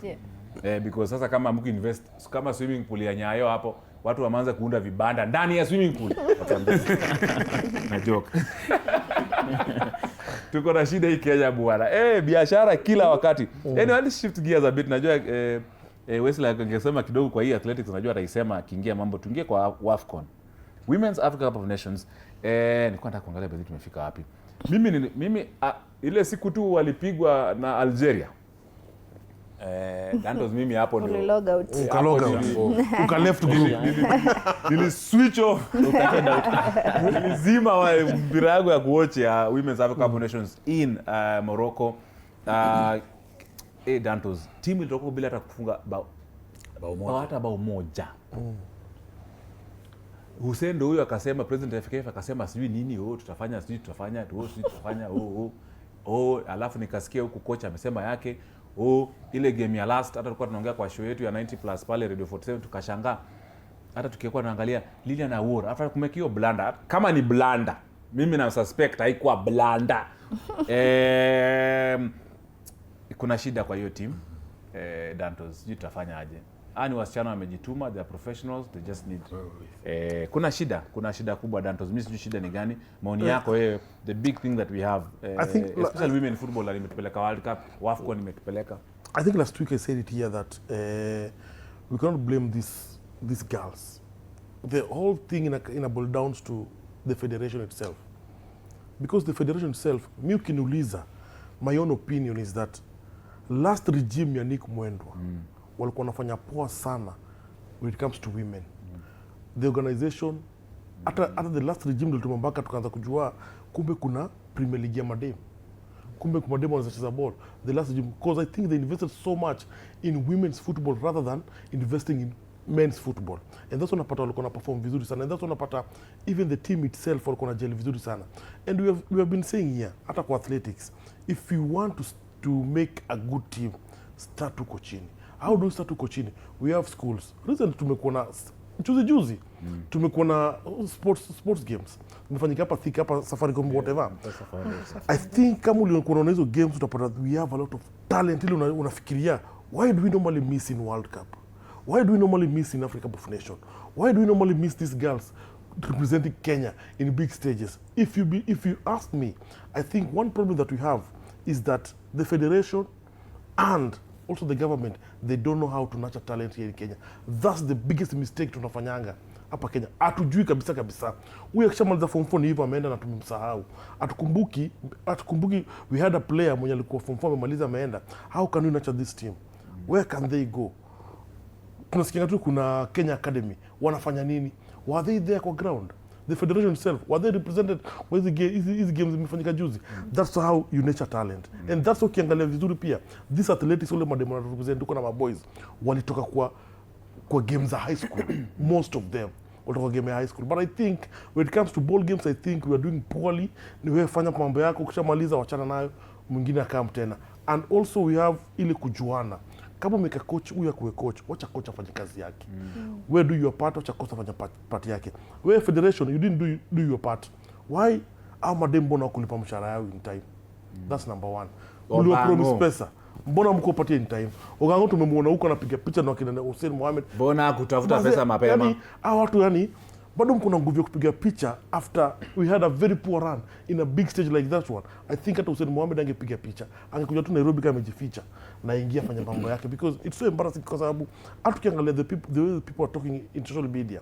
Nowadays people are talking in social media na hapo unapata information unapata everybody was disappointed in the federation itself because the handling of these girls hazikuandoliwa. These girls tulisema the moment wali step pale, the moment sasa wako ready, they were hata kama wako ready, federation wangefahamika kwa ready. Number 1, walipeni mshahara mapema. Number 2, so many friendlies, ilikuja kapostpondiwa. Tukaka almost 3 months. Imagine hujacheza friendly yote lakini unaenda kucheza in a big stage. So inamaanisha hata hapa Kenya mngechukua Kenya Police, Viga Queens, mcheza nao friendly just to gauge yourself. Friendly is kuangia ati lazima mshinde. Friendly inakuanga unasaidia coach mahali kuna mistake ana correct. Huyu anafaa kuanza, huyu afai kuanza. That's the whole thing about friendly. But mkiniuliza, we are losing it and if we're not careful, this is the last Africa Cup of Nations tunaenda. Because kama unaona hii trend na pia kwa sababu kuna player last time alitisha mshahara so hata hitwa na anafaa kutusaidia. I think your notion tunafaa kuacha. Kila mtu afanye kazi yake. We're not supposed to be friends. Wewe fanya kazi yako ile mkuleta national team. As a coach ukiniambia ati coach anafaa kuenda, that's the last thing unafaa kufikiria. The first thing unafaa kufikiria is that na sio tunafaa kujiuliza is that ile pesa walipewa before travel ilikuwa wapi na alikuwa ameshikilia na mbona kuita on time. Those are some of the 3 questions tunafaa kujiuliza kwa federation watujibu before tuanze kuongea story ya mademo aliperformaje. Because there is no way mna travel sahi the same day mko street mna strike mnasema we need our money. It's so embarrassing. So au madem hata mimi kuniuliza tulienda tu pale kujaza group stage. Pale tulienda kujaza manamba pale huko Morocco, Rabat, wapi, Casablanca tulikutwa. Na and of course Wesley hata kiwe into this venye Dantos anasema we should have actually even had an opportunity to play with Twiga Stars wako huko. Tanzania walikuwa wanapiga shughuli. Si tungeenda tu kwa Suluhu. Hapa tu kwa Suluhu hapa. Sasa tulikuwa tunaenda tu Tanzania tukiabductiwa. Sasa tungeenda kucheza tuona na Twiga Stars. Seriously. Honestly.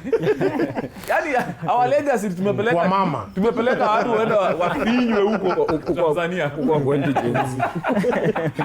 Adequate serious bwana. We actually had this and Wesley is speaking to that as well.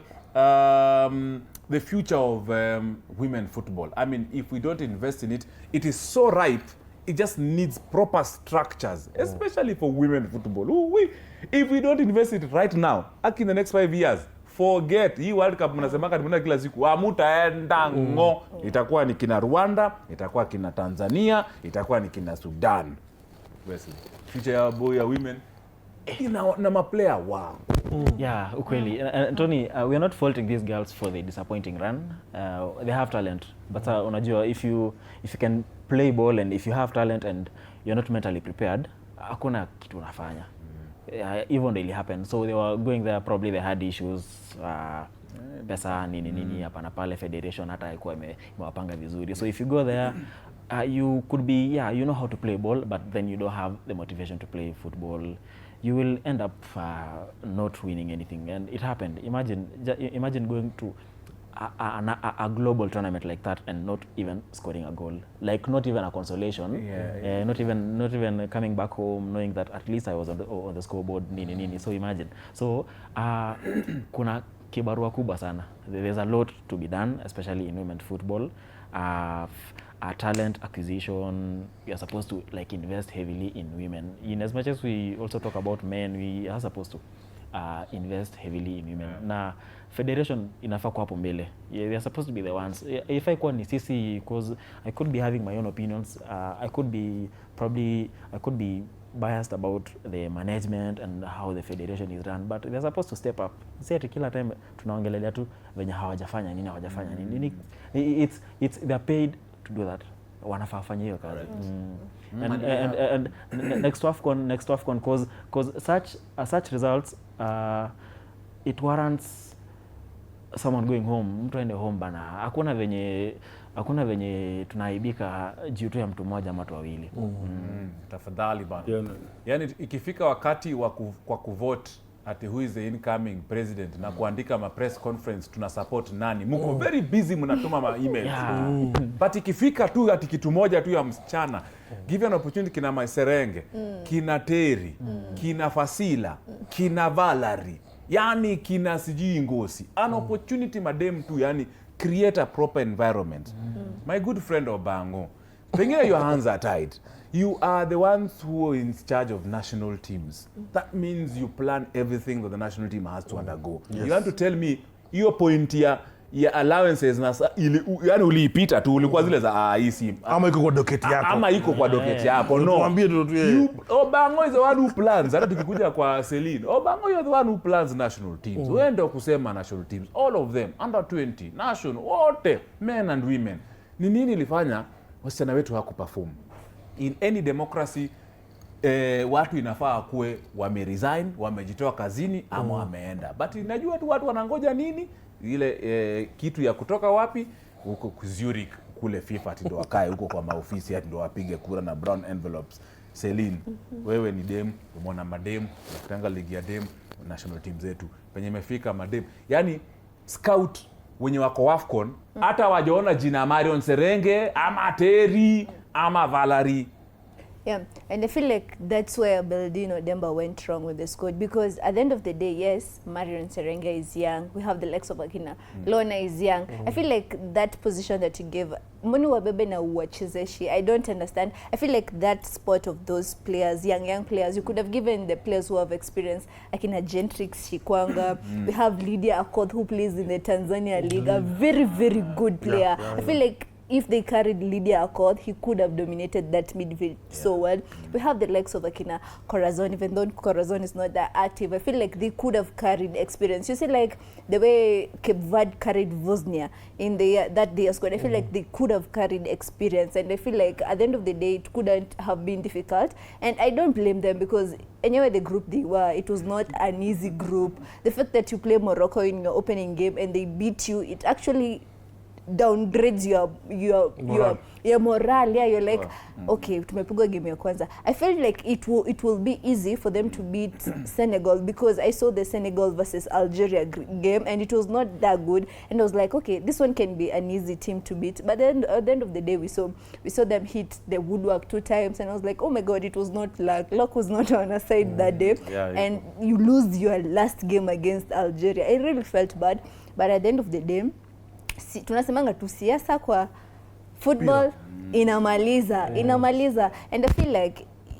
hata sasa najua maybe the money of the probably allowances zao labda watalipo immediately wataingia tena kwa barabara na miti wakinini, and I feel like the fact that you have participated in WAFCON, you are given something, even though you didn't win or get out of the group stages, you are given something. And I feel like motivation, you see like the way we motivated our boys during CHAN and they really actually performed well. I feel like that is what we lacked, and I feel at the end of the day this is some of the things. Najua sai Beldin amekula strays huko Twitter mbaya. Hata akiona simu yake tu vitita aingie Twitter, but at the end of the day these are some of the mistakes that we should look on and say, okay, this is what happened, we need to rectify, and it should start from up there. Huko kwa ofisi za FKF huko ndo inafaa ianze, because at the end of the day tunasema hapa chini hatutakuja tuanze kuambia au team manager wa Harambee Starlets ndio wamefail, but wale wako juu ndo wamemfail. At the end of the day should start up there, and me, I was happy because if you look at the way they qualified for the WAFCON, it was not easy. They played the FIFA series. You play against an Australian player, this Chelsea, some care player, and like, hey, I've played against some care. I should like see myself in a bigger stage. And right now, I feel like the ukiangalia kama mchezaji kama Shilwatso, of course she plays outside the country, and the likes of Mwana Lima, but I felt like this was a better opportunity for them to market themselves really well and get like over and beyond, and I feel like it was a letdown to them, but I feel like next WAFCON tukiingia tutakuwa prepared na tusikue na all this scandal, because if it continues me hata nitaacha kuwatch ball.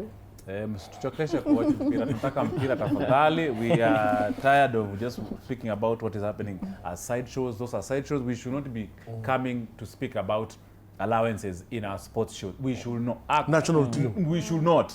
Usifanye unajua tunaishi karibu na DCI. Msifanye tumane huko kwenu.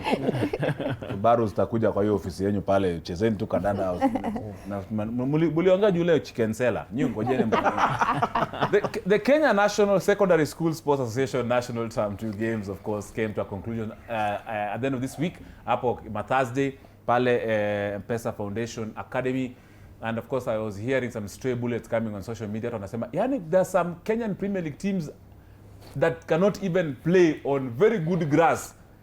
Jobo, Joga, Green Commandos, Yala are playing on a better pitch than Muranga Seal, are playing on better pitch than APS Bomet, are playing on a better pitch. Hey, Norma, see Norma.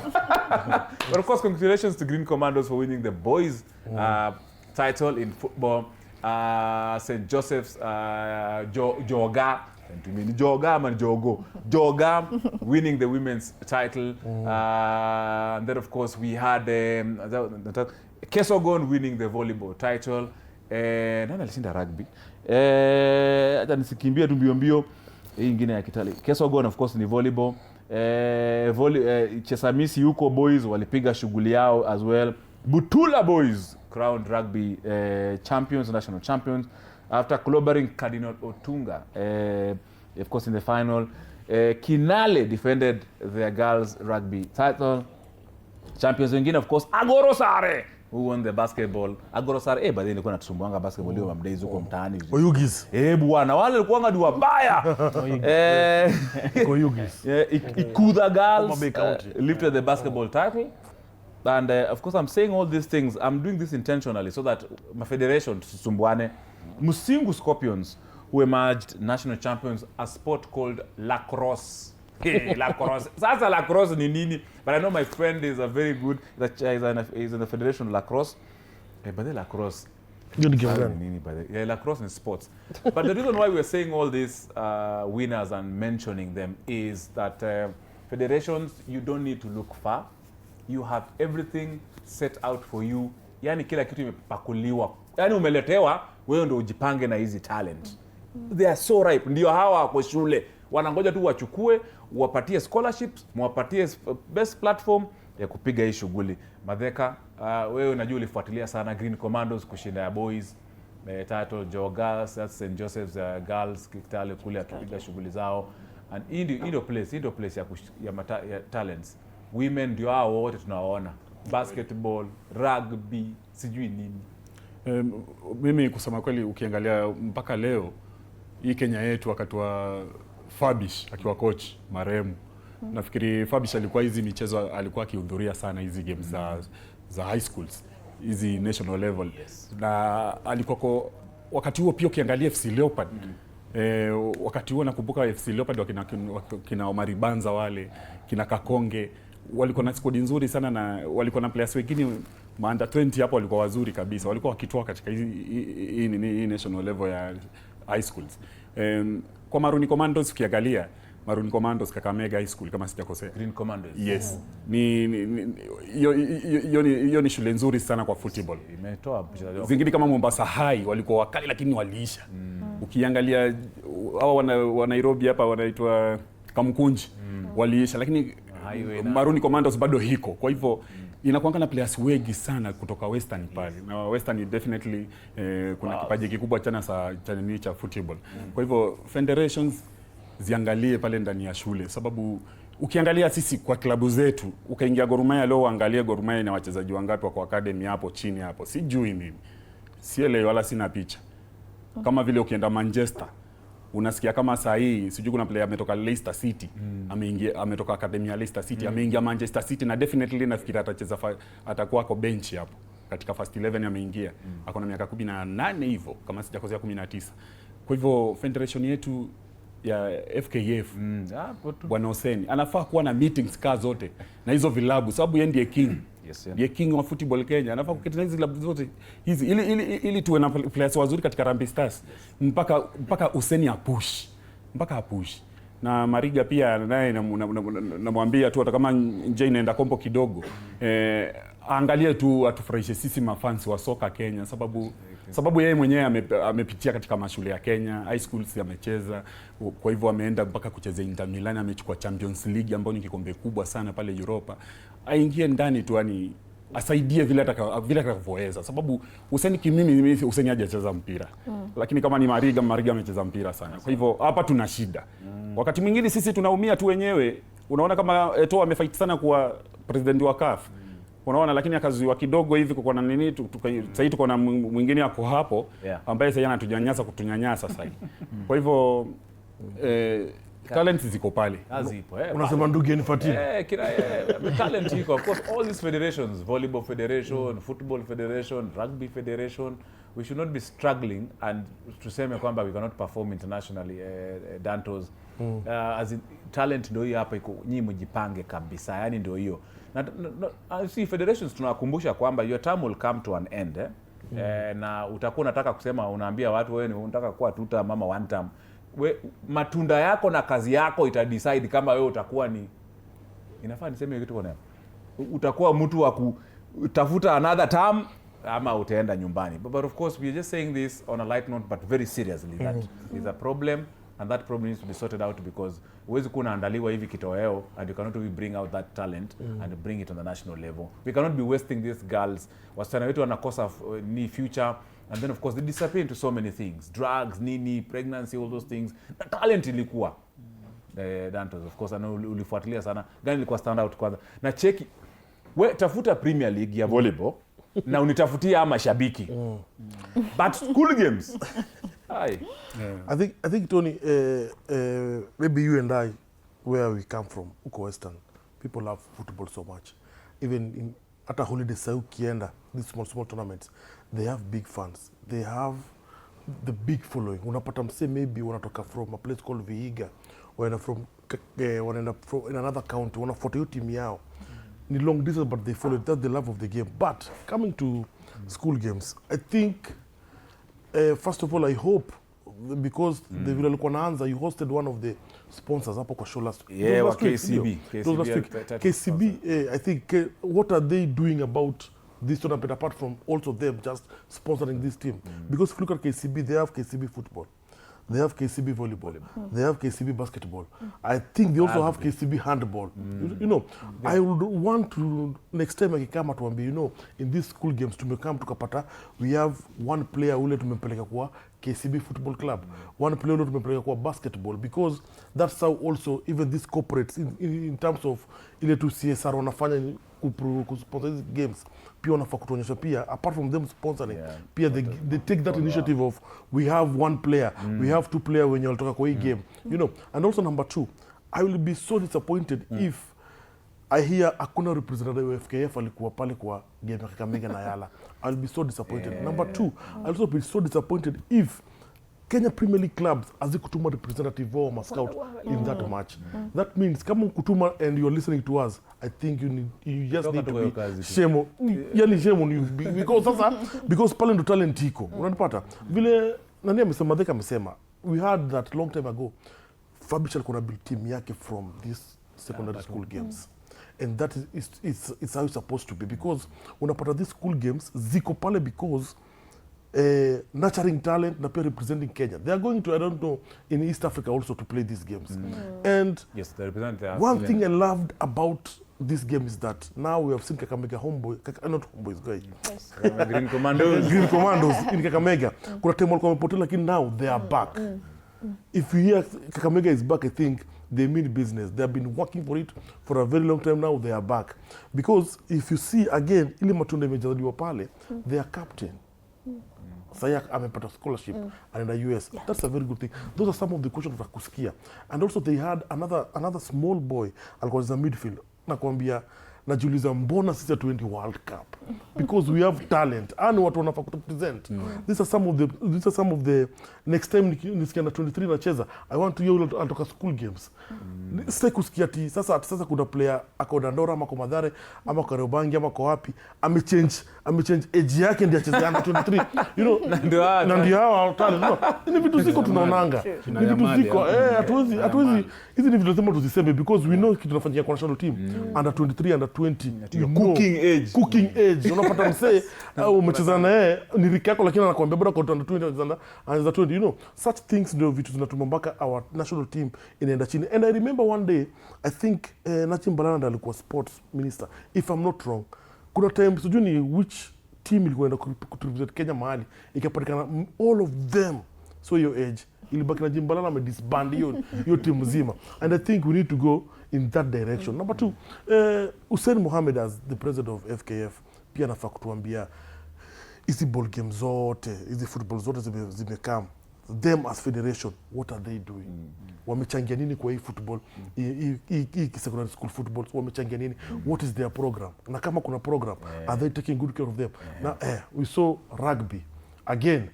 What I know about rugby is that these boys wenye wamechezea rugby, 2 or 3 names za kusikia sasa kwa rugby Premier League. Now you know uzuri ya rugby. They know how to scout. Most of the teams they know how to scout. Volleyball, I don't know much about volleyball because JSK Msame toka high school akaenda mpaka national team ya volleyball. I don't know, but also they need kina Kwanzanzi, they always get fed into the kina prisons. In clubs. So they need also to take a leave kwa hizi games wakam. Hapo ndo watu wanazaliwa when it comes to nurturing talent. Even athletics tumesema hapa inaanzia huko chini. But I think all in all it was a very good entertaining school games. Now if you see also unapata mafans wa Gor Mahia, mafans wa FC Leopards wanaenda kusherekea ati Kakamega Homeboys imeshinda ama Yala imefika finali. I think it's a good thing. Mimi kuniuliza, big up to all the fans walitoka pale, wasol kwa wengi sana. Yani if you see unashangaa hii ndio Premier League ama nini. You know, if you're a visitor in Kenya na umekam Kenya, then nimekwambia tukapiga raundi kwa Kenya Premier League. Then kesho yake nikwambia tukapiga raundi kwa secondary school. Utaniuliza which one is your league? Utaniuliza yes. Unapata, so that's inafaa pia federation inafaa pia kukuwa serious, because vile Selina amesema utakujua hii federation pia imejaa majoka kitu kidogo tu ya kusema wewe ushuke wewe upande imetutuma mpaka tujue ligi yetu itaanza siku gani. small things unapata. And whoever took us to court ametukatia about this ligi yetu kuanza, also pia nafaa pia kufikiria tu this is football. Vitu zingine worldwide tunajua unda napanda unda nashuka, hizo stories zingine wacha nazo, you live to fight another day. But ukiniuliza all in all, it was a very good tournament, it was a very good event. But I think also we're going to perform in East Africa now, the big stage. Sasa ndo tujua bingwa East Africa na wakina nani. Itakuwa kubwa of course hiyo game ya hizo ma East Africa secondary games zitakuwa kule Morogoro Tanzania. Tutakuwa sisi tunaenda Tanzania. Tanzania tuaja kabisa. Tuaja tafadhali mtulinde vizuri na hatutafanya makosa. Tutakuwa wazuri.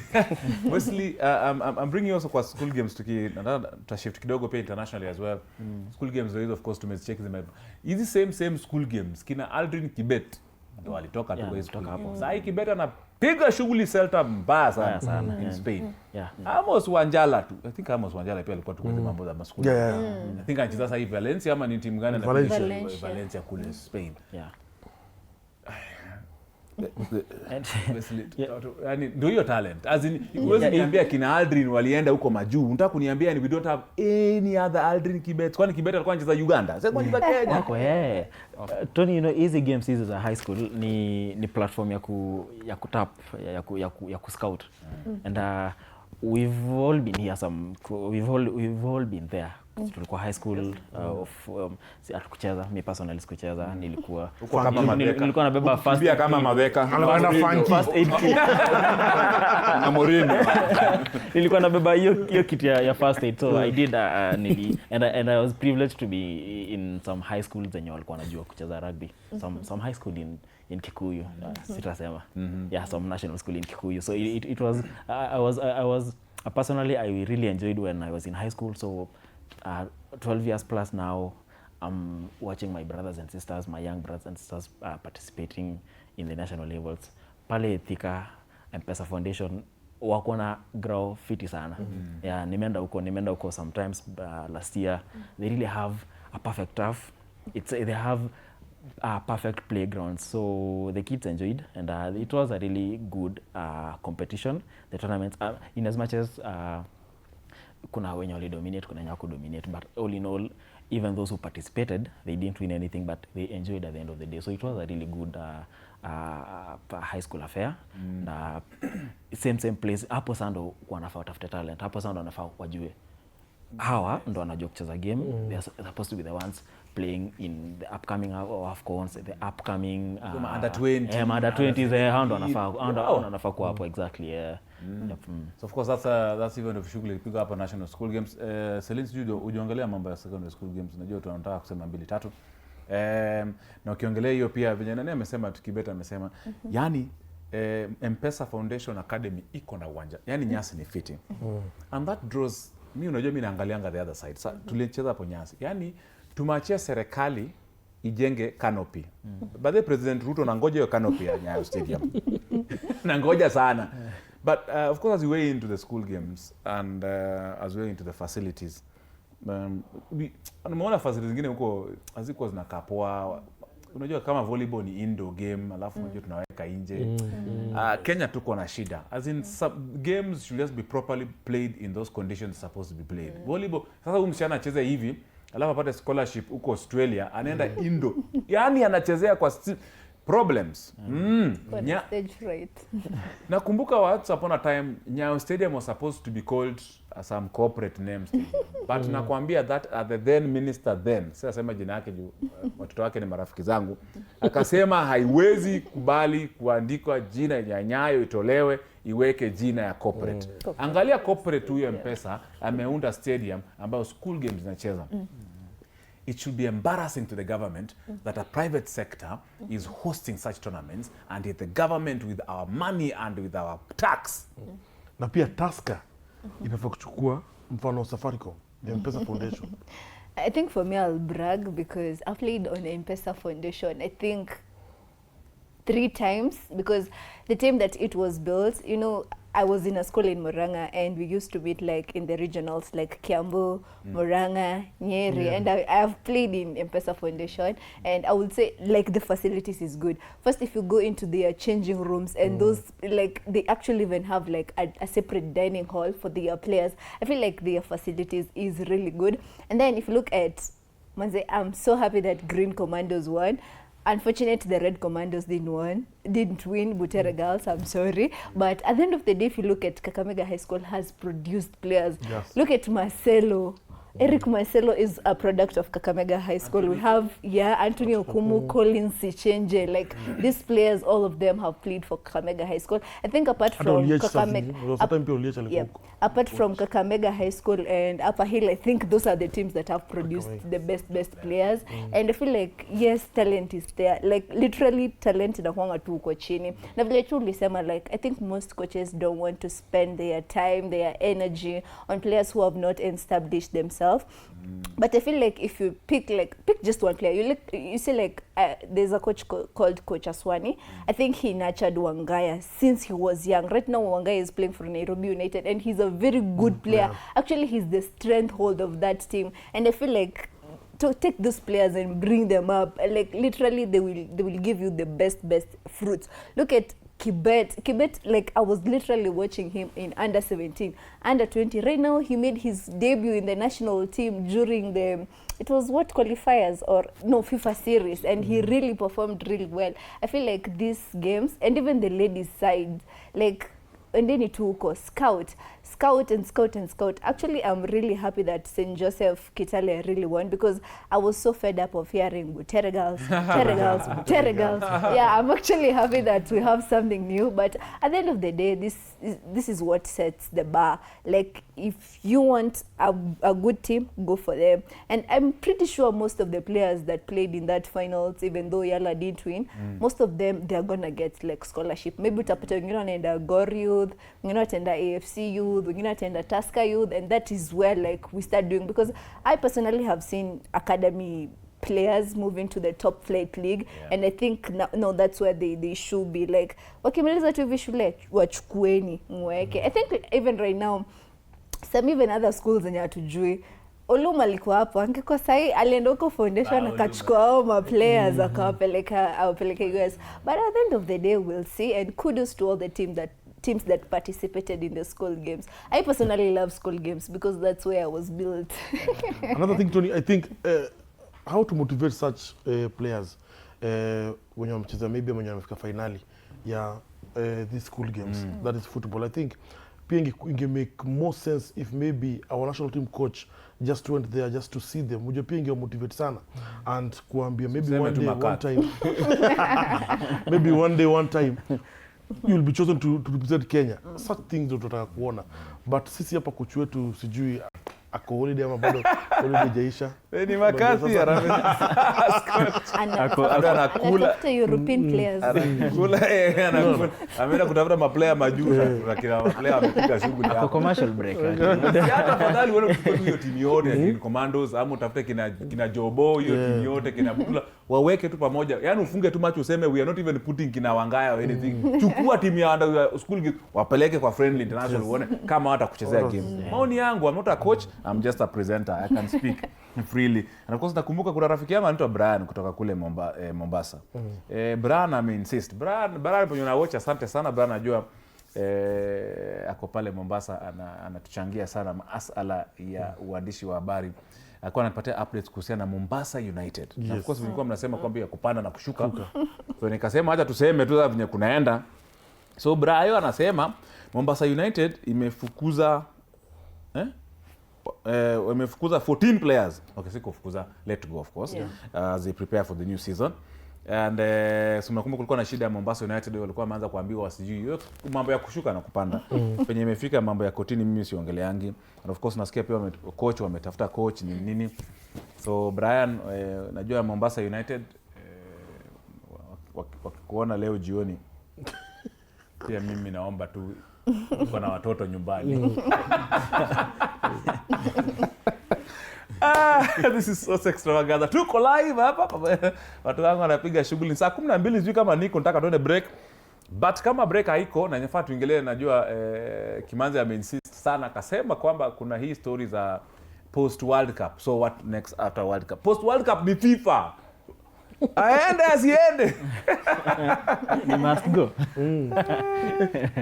Aende asiende. So are we taking a break first ama tuongee hiyo mambo ya nasikia kwamba kuna hiyo ya school games, lazima tuweke watu wetu ambao waliweza kushamiri kule, some of the top coaches, players. Let's listen of course some of the bites from M-Pesa Foundation Academy. Very happy we have won. This game has been very difficult. and we have managed to win the game. Substitutions are super subs. We normally make them after the game has been maybe first half has gone, or maybe when the game is very difficult. As we have started from the sub-county, we knew we are going to East Africa Championship. We are going to take this cup, and I know very well we are going to go to East Africa and still win. Honestly, today's games were fun and competitive at the same time.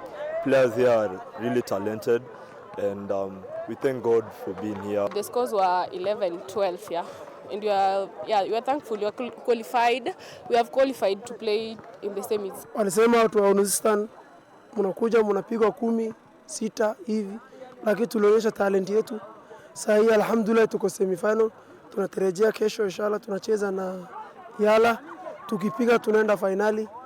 Tunaenda East Africa Tanzania inshallah. Improve on physicals, our skills and swiftness. We came and played. We saw better people with their skills, how swift they are. So I'll just say our lesson that we should practice more. The game was really tough. We never expected that. We thought we are the best, but now we have seen best of the best. We are hosting the nationals for the KSSA. How we are supporting the games is by being the platinum sponsors. As you can see, the field is all painted with KCB. Because we are the platinum sponsors, the players are well uniformed because we supported with the kids also and the activation. So we are happy and proud to be part of this big initiative. At least we were able to beat Tigoi, and that did not come by chance. We actually prepared very well, especially on how to attack and also on defense. So we contained the team very well and we were able to win. Group yetu ya ladies. Ndio watu wa I'm happy of course KCB came on board. KCB, najua kuna swali nani alikuwa ndani aliuliza kuhusiana na KCB. KCB Kenya Commercial Bank title sponsor the event. They football, the equipment for most of the teams that were participating there were sponsored by KCB. Jerseys, nini, all those things zote zilikuwa zina KCB.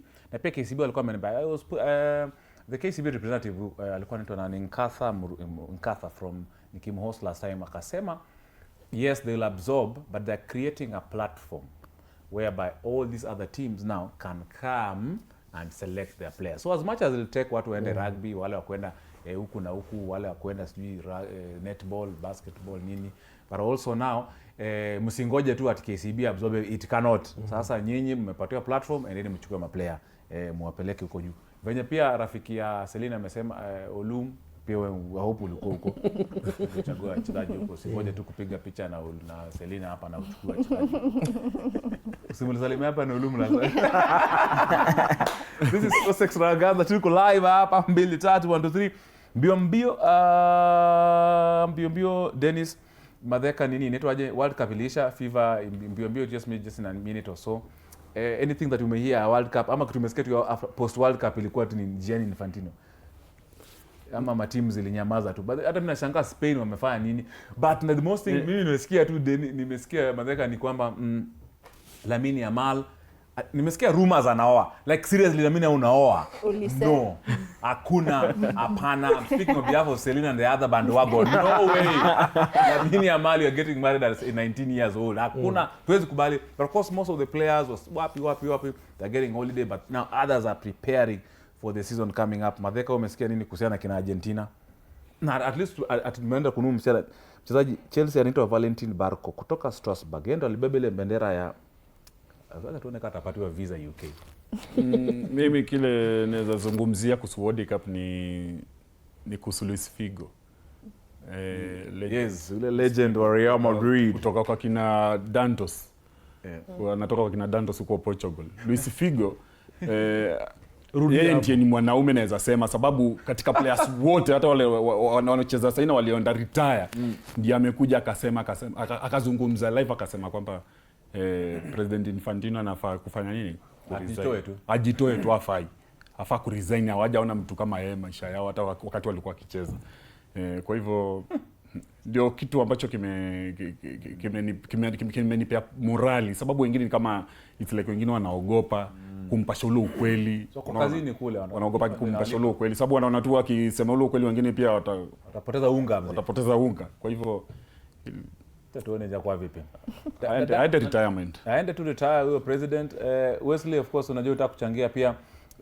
Nilikuwa nataka kusema nini kuhusiana na World Cup. Kumekuwa na ulikuwa kusema inaendelea tu Wesley. Personally my post World Cup experience imekuwa trauma because I didn't going into this World Cup I was really backing Messi because it was his World Cup. Alafu it happened that after the World Cup people waliacha kuona venye yeye aliperform, like the individual performance of Messi he was class. Sasa venye haku step up kwa finals, sasa ndo watu akatumia hiyo kupush agenda. Imagine mpaka mpaka kina datos hapa watu wa Ronaldo wako na mdomo surely. Imagine and imagine just 2 weeks later Messi is back in MLS. Ako Inter Miami sahi anacheza because already alifunga bao mbili, some really good goals over the week. And that actually makes you wonder who is the GOAT between Ronaldo and Messi, because Ronaldo hata hajarudi training ya Al Nassr bado. Anatuonyesha ka collection yake, relax. Imagine him is actually flossing around his car park, akona magari mzuri. Messi ako training ya Miami. Yeah, so at the end of the day, because he's pushing 40 and I still know who my GOAT is. Okay. Yeah. Na naambia kwamba that of course kiweni because the news are coming in, manager Baba, planner, organizer wa Lionel Messi, nasikia babake alikuwa he was under even during World Cup. Messi's father was very sick. Starting all the way from January, nakumbuka alikuwa na shida mingi mpaka saa hii. Tunaambia kwamba the information coming in from Argentina kwamba babake amepass. Pole sana kwa Messi pamoja na familia and friends. Of course we have information. The very latest breaking news that we have is that the father to Lionel Messi has passed on, and that is very significant because he basically was everything to Messi. The manager, the everything and everything. Of course pole sana kwa familia yake. Dantos of course now with those kind of information post World Cup, what has stood out? I think first of all Paul kwa Messi. I think losing a parent is something very sad. But and pia nasemanga, sometimes I normally say that if something is good, something is good. If something is bad, something is bad. Sitaki kuwa kama mafans wa Messi wengine. Because kama umekuwa unanisikiza kenye nilikuwa nasema, I've never come up publicly nikasema undo go to see God. You know, now that how we separate watu wanajua ball na watu ma content creator. Wanapata because kwa side. Wanapata but vile naongea ni kama naegemeanga side moja, so but it's okay. But I think post World Cup, I think if you ask me, Messi and Cristiano Ronaldo, I think they have made a mark in football. If you ask me, this is something that I know most Messi fan, they will never say. Wakina Madheka, but they will never say. But watasema tu Messi pekee amemake a mark, which now I understand because naweza categorize kwa content creators ile kitu wakina wanapata. But if you see very well, these are some of the guys that wametuma World Cup, wamefeed so many generations when it comes to football. You know, somebody like us maybe tunasema tulifidiwa maybe na wakina Thierry Henry, wakina Beckham, wakina nani, but walikuja ka shed away. What we're going to miss in the next World Cup, we're going to miss the likes of Messi, Cristiano, because your conversation itakuwa imeisha. A good footballer or a good somebody anafuata football atakuambia these two guys, they have made it in football, and that's why Cristiano Ronaldo sahi, the way content creators wanasema ajarudi wapi kwa training, which is their opinion. But me kuniuliza, this guy has worked so hard. Relax, this guy has worked so hard. Wacha kupumzika. Hata kuna maplayer wamerudi training juzi. We have seen them, kina Bruno Fernandes wamerudi juzi. So if you understand football, you understand where they are coming from. In short, Cristiano anakuambia, even though you guys mulinibash the World Cup, I have achieved a lot. So anaonyesha what he has achieved. It's okay. But when it comes to Messi, Messi is a humble guy. He will never show you I have this car, I have what will tofauti. Maybe for example, baba Cristiano angekuwa live sahi, kuna vitu Cristiano angekuwa anafanya. Like hizi show offs nini, maybe mzange mambaniaje. Hizi vitu za dunia na zitaisha. If you see Messi hata ile discipline ako nayo, the discipline maybe because amekuwa brought up with a father figure. Yes. If you have been brought up with a father figure, you understand that some of the things unafaa kufanya, tabia zile uko nazo, baba yako atakukanisha. Mama yako unajua hizo kuambia. Because mama yako atakatu kufurahia you are fruit of your labor. Yeah, furahia kwa comfortable, but vitu zingine as a man you need a man to tell you. But all in all, I think this World Cup, I will be so sad wakiongeza a number of teams. Hiyo sasa itakuwa too much. Unapata? Again, Infantino, siwezi mlaumu because maybe kuna scandal imefanyika manini. Every man wanasema everybody has a scandal somewhere. Unapata? But inalingana which position that you are holding in the society. Most people, maybe mimi naweza kuwa na scandal, lakini because I don't hold anything in the society, nobody can come after me. But somebody like Infantino, those are some of the things zile sana fight aende, which amechange World Cup kuwa a business thing. Tangu ashikane na Donald Trump sijui shida imekuwa wapi. Unapata? Anataka kitoka ni kama politician. Anataka kitoka ile kitu alimake pale ibenefit tena akishatoka. Ifai kuwa hivyo. I think we are spoiling football and African footballers ama African football. CAF also they need to stand and say Infantino hapa yenyewe si kama Africa, we are not supporting you. This time round you'll have to forgive us. We are not supporting you. Hata kama unatupatia pesa manini, this time round I think we are standing with the rest of the world. Vile inafanyika. Pressure ilikuja mpaka akapostpone nini. We don't know. Tumesoma tumesikia there are people in their office on support. It's okay. Maybe they're protecting their mtu ana protect unga yake. But all in all, if you ask them genuinely, they'll tell you that this guy is destroying football. And that's what UEFA wanajaribu kutuambia. Infantino anaharibu ball. Yeah, of course, Infantino akona challenge sana. However, of course, utafuatilia story sana tujue amefikishwa wapi. Sisi kama washikadau na content creators tutahakikisha Infantino ameenda home. Actually, sports content creators. Niko na point moja hapa Tony. Amenita content creator and actually fans for Miss Wood and content creator. Okay. Actually, let me tell you something that was because growing up really see we experienced a young Messi and young Ronaldo. Ikafika point wasaka come up na debate. Mimi nikachagua side ya Messi. Na Ronaldo hiyo time alikuwa anacheza bado alikuwa chenda Real but alikuwa Manchester kidogo for some period there. So I chose Messi because akona talent and he knows how to play ball and he's like you've said actually he's humble. Like you can't see Messi posting his car. I don't even know which car he drives. And at the end of the day he's nakwanga nimemheshimu sana. So so it was a debate all along. Ni venye mimi nilienda side ya Messi, kaenda hiyo side nyingine. Sasa nakwambia mimi sikuna side yote. Nataka nakwambia because hakuna mtu akona uzuri na ubaya na anakosa ubaya. Hakuna kitu tunaniambia wisdom about Ronaldo. Because unapenda Messi. It's okay. That's what nimesema kuna content creator alafu kuna us. Unajua mimi nikimalizia hiyo kitu. Hiyo debate kidogo nikimalizia ni kwamba unajua kwamba sisi watu unasema wa Messi ma content creator mimi na huyu unajua kitu kimoja sisi tulipenda Messi kwa sababu ya kitu kimoja sasa yako zoezi ashaingia zoezi tayari amefiliwa amefunga bao 2 lakini sasa yule mwingine ambaye ni Ronaldo bado hajaingia mazoezi hajaonekana mahali bado. Wacha debate wache content creators particular waendelee na hiyo story huko. Of course the news that is coming in from Argentina Rosario is that the father to Lionel Messi, that is Jorge Messi, who was 68 years old, passed on in hospital after a long illness. Yeye alikuwa business manager wake, alikuwa manager wake, alikuwa agent wake, alikuwa kila kitu kwa hiyo familia.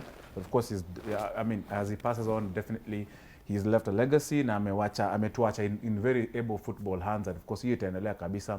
Kina Thiago, Shiro na ule the grandchildren watoto wa Messi watakuwa tu sawa. Wala nashangaa mabibi na mabwana kina Messi bibi yake Antonio Corocuzo, watu wa CR7 bado wana decide kama waoane ama wafanye kamu stay. Already washafanya kamu stay, but sasa sijui wanataka kufanya nini. Wanataka kufanya kama ile customary yani nitoje ile ratio ya Sharon Ruto. Watu sijui kama hiyo ndio kina Messi wanafanya, Ronaldo. But anyway, ndio hiyo yote. Ronaldo na mama yake bado yuko. Mama yake anaitwa Dolores, kama mko mnajua, mimi namjua. Anapiga shughuli, mama yake anaenjoy vizuri sana. But sasa nashangaa anyway, hatujasikia story za kina Messi. Scandals za Ronaldo ziko mingi sana, especially za wanawake. Za Messi ndio hazijatoka na tujui kama sasa kuja. Ronaldo ni noma sana. Bio transfers. Hata mko nazichenga kama mwanaume. But of course, whenever there is lazima tupie topic kwa wale very successful people get, of course wanatupianga madogo. Hata mimi niliona hiyo story very za Messi ziko ni vile tuzionange. Ziko. Alikuwa na baba karibu, alikuwa na baba karibu miaka yake yote. Atafanyia saa ngapi? Ako busy na watoto, atafanya saa ngapi? Baba. Na ako na baba. Acha niseme. Na by the nani Kelonga atakwambia sisi tumekuwa fan wa Messi mpaka amekuwa very close to us, amekuwa ka familia. We can even make arrangements with our friends. We can even go to that burial by the way. Wacha tuende kwa transfers. So far kuna transfers na sana internationally. Kwa wale of course wanashangaa transfers zimefika wapi na kila mtu anaongelelea timu zao hapa, ndio watajua timu zao hapa. Taanza na Celine. But already of course kuna hiyo transfer kina Osimhen, sijui anafanya Chelsea ama asiende. Chelsea squeeze Stamford Bridge imekuwa ni kama nyumba ya wazee. But ni timu yangu Valentin Barco anaenda huko hivyo, ule nani Henderson ako huko, Welbeck ako huko, sijui nani mwingine alikuwa amepelekwa huko. Celine, transfer kwako imekaa namna gani? I think ujaniuliza post World Cup. Connect hizo mbili basi. I think for me I'd say like African players being seen by European teams, because tell me why Yandi Omande is a Real Madrid player. Like we saw him play for Ivory Coast and yes, he was doing well when he was at Leipzig, but right now that he is playing for Real Madrid, I think that is one of the best thing I've seen. I think Yandi Omande is one of the players that who is chill. If you look at the interview he does talking about his family, I'm really happy for Yandi Omande for making it. Again, post World Cup, Dej Spence is linked to Liverpool. Hey, my team, you're doing well. You're bringing my man near to me. Yeah.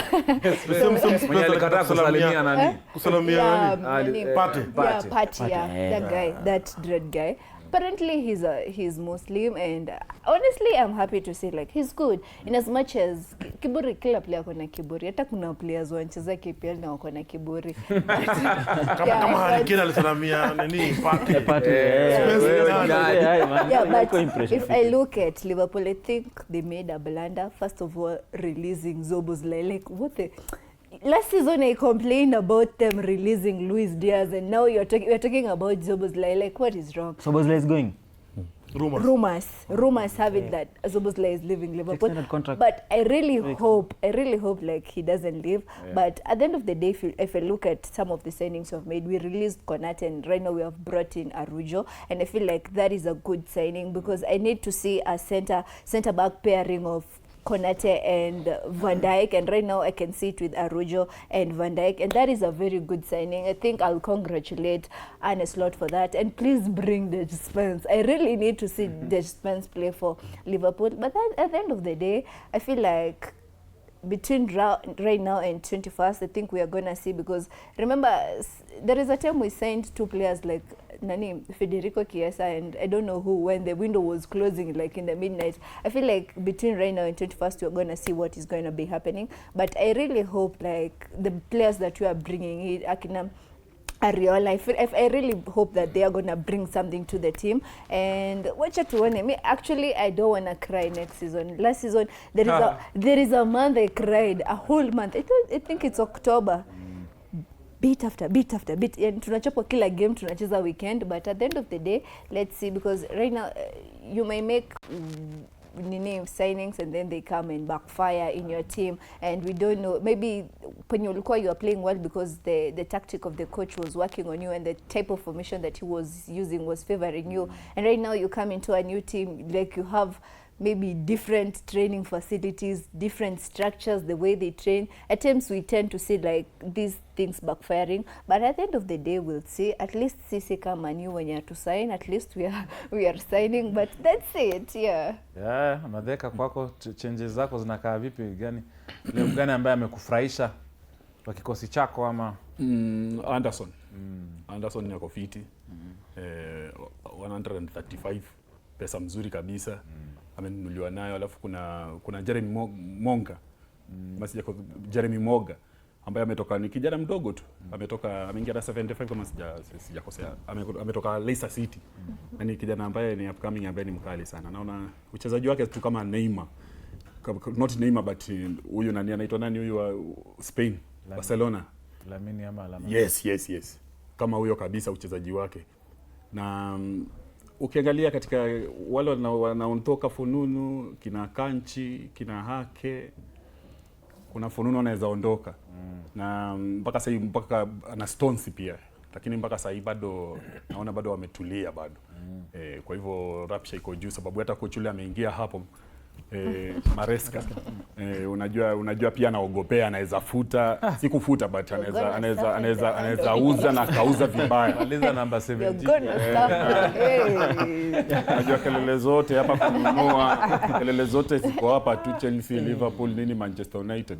Kelele zote hawafight Arsenal. Timu kubwa na fight ni Manchester City. Wanajiogopea sana. Wewe umesema sio sisi. Nikiangalia Chelsea nikiangalia nikizungumza Chelsea kidogo tu. Kwa sasa naona ni kama wameshinda AC Milan.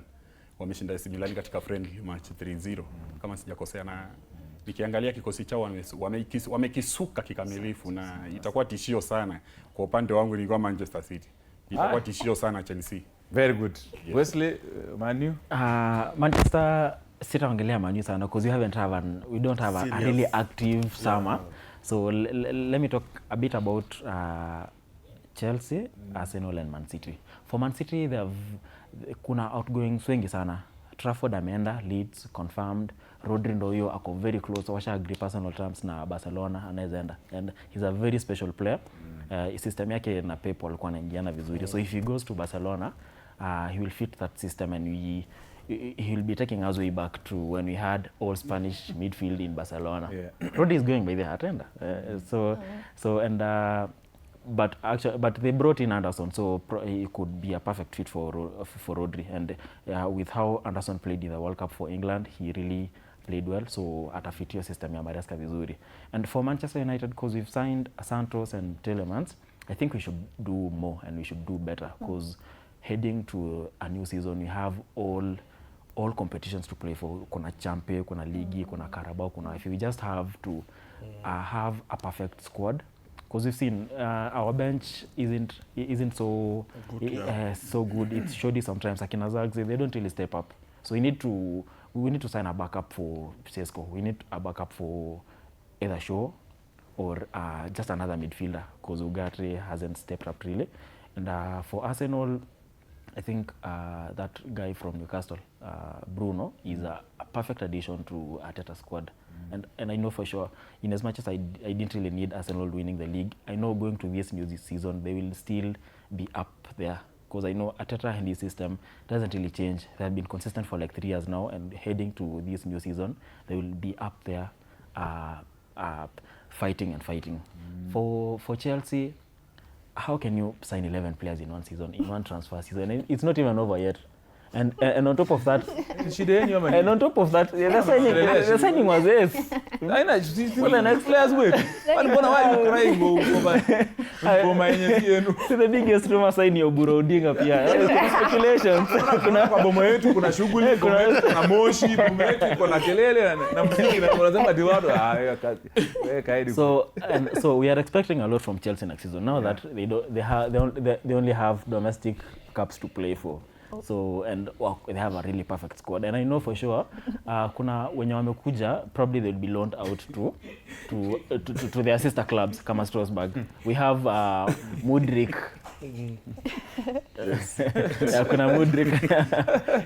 Kuna Mudryk hapo amerudi. So Chelsea, it's a whole club of players there really, and so if they're supposed to compete for the title next season, wanafaa wakuwe hapo with all the players there, wanafaa wakuwe hapo. But they have a good coach. Xabi Alonso is a very good coach. Exactly. Tuchekeleni tunazaa wazee. Ngojeni tunataka wazee wafanye kazi ya kutupeleka Champions League alafu wa retire bila kuwafukuza wenyewe tu waseme tumefikisha huko mbele. But Dantas of course kina Mo Salah kufika huko Turkey to Trabzonspor, Victor Osimhen nimesikana anaenda kufika Stamford Bridge, Alexander Isak sijui kunaenda aje, Darwin Nunes, Jack Grealish, Rashford, Enzo Fernandez kiburi yake itabidi alikuwa anasema nataka kuongeza mshahara, wacha tuone saa atakaa bench na ongezewe mshahara atajitoa tu mwenyewe. I think one thing I'll start with Real Madrid. One thing I love about Mourinho is that he believes so much in African players, and that's what napata in each and every place Mourinho anaenda lazima kuna African players, and that shows that Mourinho loves Africans. If you go to the history kidogo utapata yeye ni one of the guys alikuwa anataka sana Mariga. Alifight sana Mariga kuje nini, but haikufaulu. But about Manchester United, because I'm a fan of Manchester United, we haven't done serious signing, but those people we have signed ukiangalia vizuri, there are some of the guys wenye wanaweza pull a surprise, because zile timu wametoka, for example like Santos ametoka Chelsea, from Chelsea to Manchester United, I think is anaona ni kama amekuja in a big club, because I was looking at his stats akiwa before kuja Chelsea, alikuwa sijui timu gani France, and he was doing good as a midfielder, he was doing good, but also I think pia his system of play inazingia nasi kidogo. But I said it here that said you are replacing Casemiro because Casemiro in another world, but these guys were Kampala, I think they're bringing their brilliance, I can say that, na pia wanaleta ile, because now they are playing for Manchester United pia, because we talk too much, so anataka pia kuprove I can play in Manchester United. And Chelsea, I'm not surprised, because even last season mulisign almost like dikayo timu yenu yote ilikuwa mpya. Unapata, but vile Selena amesema Alonso is one of the best, alikuwa best player na pia one of the best coaches, tumeona what he can do. So I don't know Kenya anajaribu kubuild, but I think ana build ile team vile umesema, ile team ya next season itapeleka Champions League, which is a very good thing. That's unapata ameendea well. People are laughing at Welbeck ameenda Chelsea, but ukiangalia Welbeck akiwa team nitwaje, akiwa Brighton, Welbeck akiwa Brighton, he was really performing. Hata I wish Welbeck, he was contending for the best scorer with Haaland. Unapata hata I think Tuchel alifanya tu mchezo angechukua mtu kama Welbeck kama backup, because ukiangalia vizuri they needed somebody like Welbeck.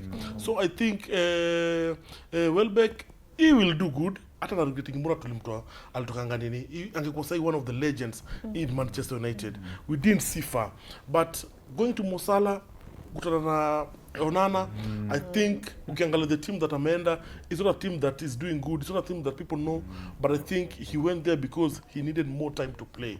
He needed more time to show guys that I can play, I can lift this club from where it is to up here. I think team kama Galatasaray now, they need to be very careful when meeting such a team, because Mo Salah is the such Mo Salah mezeka now that is a ball. We know what Mo Salah can do. Hata kiwa Liverpool, your left foot yake ni noma sana. And then Mo Salah pia ukiangalia vizuri, the way he was welcomed, very nice. I don't think kuna a player this season amekuwa welcomed kama Mo Salah. Manchester City, I think Manchester City is a team that this season, as we start this season, I don't know if they're going to suffer or they're going to build their team again, because now that Pep ameenda, people are feeling like Pep ameenda na Man City. So it's them to prove that we are still there. It can be kama, inaweza kuwa kama Liverpool wali build. Inaweza kuwa hivyo. This football inaweza kuwa hivyo, because by the time wanakuja kuadjust, vile umesema Rodri anaenda. And vile umesema tu vile Rodri anaenda. Na hii system ya Rodri ilikuwa nyingine vizuri na Pep. So I think most of the player pia wenye tukocha anakuja na terms zake. Maybe those players wako pale, maybe they won't do whatever ule coach anasema. That's why anasema utapata most of them before adapt. And we saw it pia Madheka before UDD. We saw it pia kwa Manchester United. Tumechange coaches. Na coaches wengi wanakuja nasema I cannot play with this player, lakini mwingine akikuja actually the same player, huyo player ana perform. For example, mtu kama Kobe Maino. So we saw him performing, ndio. So I think ile kitu kuna affect last season ndio inaweza kuja pia ka affect Manchester City going on forward. Itakuwa noma kabisa. Hapo ndio transfer, maneno ya transfer. And of course if you're joining us in Sports Extravaganza, wala nashangaa tuko wapi, tunafanya nini? Hapa TV47 every Saturday 4 p.m. all the way to 6:40 something 50 p.m. Tunakupata sports, tuna discuss, and of course we would like you to be part of this conversation. Kwa simu, piga simu, namba zilikuwa zinawekwa pale chini, 0795045864 ndo namba ya kupiga. WhatsApp ya kuweka voice note, video note na message ni 0793267279. Hiyo ni WhatsApp. 22047 ni SMS number. Alafu yes, kumbuka unaweza anza jina lako, where you're watching the show from, and of course give us your opinion. 30 seconds kama unatuma video ama voice note. Tunataka mtupigie simu, na of course earlier we had asked you about Gianni Infantino and FIFA, this particular pressure and mounting on him to step aside for what came up. Tunakuuliza, what do you think about that? What is your opinion? Sababu ana watch sai ya kukule Zurich na Donald Trump wanaongea. I was waiting for zile rings za kina Lamine Yamal za World Cup. Kina Lamine Yamal waweke kama kina Jay-Z, lakini sijaona mtu, ni kama rings zimefungiwa si wapi. Gianni Infantino of course alikuwa anataka venye nani alikuwa anasema Gianni Infantino alikuwa na create structures ndo akitoka FIFA atakuwa na earn about 4 billion Kenya shillings per year from that particular relationship ya private sector na FIFA. Imagine kai jeso, nilikuwa nafikiria iko tu Kenya. So mchezo wa town. Mchezo wa town kumbe iko mpaka FIFA. We noma sana kama kali. So we asking about FIFA president afanyike nini, afutolewe wapi, aendelee wapi? Changia simu mmefungua ni kimavindi ama pia zimeenda simu. Sasa ni time yenu, mnaweza piga masimu before niende. Msiseme niliwanyima time ya kuweza kuongea. Of course tumefika pale, and then tunaongelea kila kitu. Virtually tumeongelea kila kitu. Mtuambie kama mnataka kuongea juu ya school games. New season ndio ya EPL iko karibu. Watu wameboeka saa hii, kila weekend, kila siku kina watu wanashangaanga wafanye nini. Watu wako ndio maana watu wako very busy na wana watch watu na TikTok. Tumemiss kupigana na Kogalo. Ile mvurutano ya watu kwenda angalau pale town tuvurutane. We've missed a lot of action ya Kenyan Premier League. Tunangoja sana. I hope hamtanishtaki nikisema Kenyan Premier League. Jusiezi sema ile nyingine. So remember of course we are here because of you. So 0795. Simu pigeni. Nataka tuchukue hizo simu tukielekea because in the next how many minutes? 10 minutes tutakuwa sasa tunaelekea kwa news, kwa maneno ya news at the top of the hour. Sijui anakuwa nasoma, lakini najua rafiki yangu atakuwa nasoma. Yes. Who and why and when? Who? So mnasema jana tena atoke. Who should be? Moja as much as tusema aende. So akienda then who comes up? But many people are being floated. Ule si mtu antonga Khalifa ule wa PSG anaweza kuja, atujui. Walikuwa nasema Motsepe alisema hata hizi run CAF next second term, alisema yetu ni one term aende, mambo ya CAF hataki mambo mingi. They have been fronting. Nani mwingine alikuwa anafrontiwa na FIFA? I'm forgetting this other person alikuwa anataka kusimama FIFA. I forget. Watakuja tu, but of course the FA in UK have been pushing that agenda kuhakikisha kwa Gianni Infantino ameenda. UEFA wamesukuma kabisa. So talk to us. Hiyo swali mavindi ungeweka ndo watu wapige simu juana. No, I think wananiangalia mtu anaongea peke yake. So what should happen to FIFA president Gianni Infantino? 0793267279 is the WhatsApp number. Ya kupiga simu ni 0795045864. Ndio hiyo sasa. Tukimalizia Celine, before simu mtu apiga alafu achukue apige mpaka 6:45 na si kupatia time ya kuchukua. Ngoja kuna Bernard Kitili. Halo, habari yako Bernard Kitili? Karibu sana. This is Sports Extravaganza, Tony Kwalanda. Bernard Kitili uko live kwa TV47 Extravaganza. Maoni yako?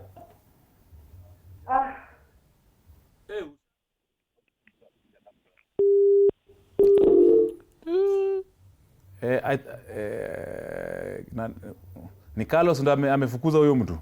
Carlos is our sound engineer, of course, at the back of in the gallery. Carlos ongea na smooth voice, sauti kama ya Dantos. Usifukuze mashabiki. Nyoka pangoni. Together see of course 0795. Tumia pia message. Nick Mavini tumia hizo message, najua ni kama hapa kuna moto battery lisha. But Celine kuna semaje? Pole kuku. I think for me, I'll just say I'm loving the way KPL is venturing to international players, because if you look at a team like AFC signing the likes of this player, it's Luanga or who from Uganda, and if you look even at Task FC, the fact that they're even signing a player from Djibouti, I'm really loving that. And what I'm worried about is our benchmarking. Like, we have not had Yanga coming to Kenya for benchmark, but we have Muranga Seals is in Tanzania, Nairobi United is in Uganda. Like, they are going to benchmark out there, and that means that these teams, the fact that you're taking your team outside the country for pre-season, it means that the country you're going to, they have like good structures. I think AFC Leopards is the only country that is in Nakuru, and I think we are seeing the gaps that we are having in our league and even in our football in Kenya. And I'm not saying going back to benchmark outside is bad, but going like, we saw Muranga Seals play with a team in Tanzania, and the team plays for the Tanzanian league. I think we are seeing where like tunaona levels, because right now watu utasikia Gor wametoka Kigali Rwanda, maybe watenda Tanzania, we hear them playing with a team like Simba or Yanga, of which that is a good thing. But at the end of the day, I'm loving the signings that they are making. I think this is going to be one of the most competitive league, because Nairobi United are taking in players left, right and center. But at the end of the day, we'll see ligi ikianza. Vincent, habari yako kama kwa laini? Hello. Karibu sana Sports Extravaganza TV 47. Unasema aje mzae kuhusiana na hiyo mambo ya Gianni Infantino, ama unataka kuguzia masala gani? Mimi nataka kuongelea mambo ya transfer. Hiyo transfer ya Kenya ama ya majuu? Ya majuu. Mimi mtu wa Arsenal damu. Arsenal nasikia Bruno Gimares amefika. Hizo ni fununu tu, lakini nilikuwa nataka kujua so far back from Gimares nani mwingine amechukuliwa, then history ya Vinicius Junior. Is it true ameingia Manchester ama bado ni fununu tu na propaganda? Manchester ni content creators. Kwa mimi. Isipokuwa data simba. Okay, sawa. Hizo ni hekaya za Bunuasi. Asante sana Vincent, basi because umesikia Dantos umesikia hii Vinicius na history ya Bruno Gimares but ya Vini kwenda Man U ama Arsenal. Hata nikwambie Tony, hiyo Vinicius kwenda Manchester, I saw it na nikaona ni kama ni joke, but nikakumbuka kitu moja when Cristiano Ronaldo, you know, zile teams zikondaka Cristiano Ronaldo, Manchester United haikuwa hapo in those teams, but ikapula surprise, and that's when unapata I've seen Vinicius Junior amedelete kama picha zake zote on Instagram. So ametuacha in so many questions. Hatuwezi jua kama people are just bashing Manchester United maybe because we're not doing a serious signing, then iko a surprise. Lisemolo liko. Na kama lipo Gianni laja. So huwezi go to rumors in come to hivi, but I think if ikikam iko ukweli, you know, mimi yenyewe ndastuka ndasema yenyewe. Itakuwa ngori. Me personally, Vinicius is staying Real Madrid. Yeah, he is staying because you know when Arsenal actually showed interest, some club now walijaribu kuwa rival, so ndo maana Man U wakakuja in the picture, but I knew from the word go that Arsenal they're not making that signing because you know Vini is a superstar. Ni kama ile controversy yenye Neymar alikuwa nayo akienda PSG. So even imagine leaving a club now, uko kwa spotlight, uko hapo unang'ara, una shine, and then all of a sudden you're going to another club. So I knew for sure, because in as much as contract ilikuwa inashine 1 year, wangemwongezea tu. Because the discussion was ni kama hakuwa na agree terms za contract nini, but wali sign eventually. Personally, I feel like Vini won't stay at Madrid. I don't know. I feel like he's gonna go because remember Mourinho doesn't like players who have ego, and you see the ego of Vinicius Junior and the fact that they have 3 left wings. It's spoken that Mbappe plays as a striker at Real Madrid. I think they signed Yan Diomande, and Yan Diomande is also a left wing, the position that Vinicius Junior is playing. So I kind of feel like Vini might be going out of Real Madrid, but we'll just wait and see because honestly I don't feel like Mourinho and Vinicius Juniors will get along because I know Mourinho. Mourinho actually acts out of emotions sometimes, but we'll see. Yeah, we can actually conclude that they were adding that contract to 2031 so that by next season maybe hataenda kama free agent. So probably he is inaweza kuwa pia anaenda by the cause maybe walimwongezea contract so that next transfer asiende ka free agent. Akue Mourinho amemtrace season ya kwanza ako free sa kwenda hiyo season nyingine. But I think whatever Celine is saying might make sense because kiangalia vizuri Mourinho and Vinicius wamekuwa na back and forth because of their ile controversy even the time they played with Benfica. The ile vile ulifika mdomo ni unapata and the way Mourinho commented about it, so I think it can be true because zingine pia Mourinho is a good coach lakini pia side show pia apendi mimi ukiniuliza. So I think he might be going. Na tujamwangelelea Tony alibadilika. Mourinho pia maana watu wamechanganyikiwa ile Vini wa kitambo ama huwa sahi. Sasa anaenda Mani. Wa sahi anabaki Real. Yeah, Vini Junior of course Vini ya change Hagora makeover na alikuwa anapiga sherehe na msichana mwingine Brazilian American huko kwa coast huko Ibiza. So we are not sure if his account is hacked now that Dantos amesema kwamba alidelete mapicha. Inaweza kuwa demu yake alidelete sababu alipatana password wakati wanapiga sherehe huko Ibiza. Lazima ikuwe demu. Yeah, it can be true of course Dan. So 0795055864 is the number you can call us in. Mavindi amezima masimu ama ni Carlos amezima masimu. Zikuje WhatsApp mmesema mtu anipatia video but ziko hapo hivyo mnaweza tupatia. Hapa tunaweza kukubalia kwamba uweze kunini. So tuko na 2 minutes. Mavindi sianze kuambia Dennis Madeka aongea alafu useme kuna simu gani wewe hujanitumia simu hapo imekufa. Siwezi soma message. Madeka tukimalizia mimi nikimalizia nasema vile Club World Cup iliongezewa timu 32. Wewe na Gianni mtaka kula kwa mafansi wa Arsenal tunawakaribisha huko World Cup sababu nafikiri itakuwa ni mara ya kwanza yao kama sijakosea kushiriki katika Club World Cup. Ndio maana unaona wana sign mtu kama Bruno unaona.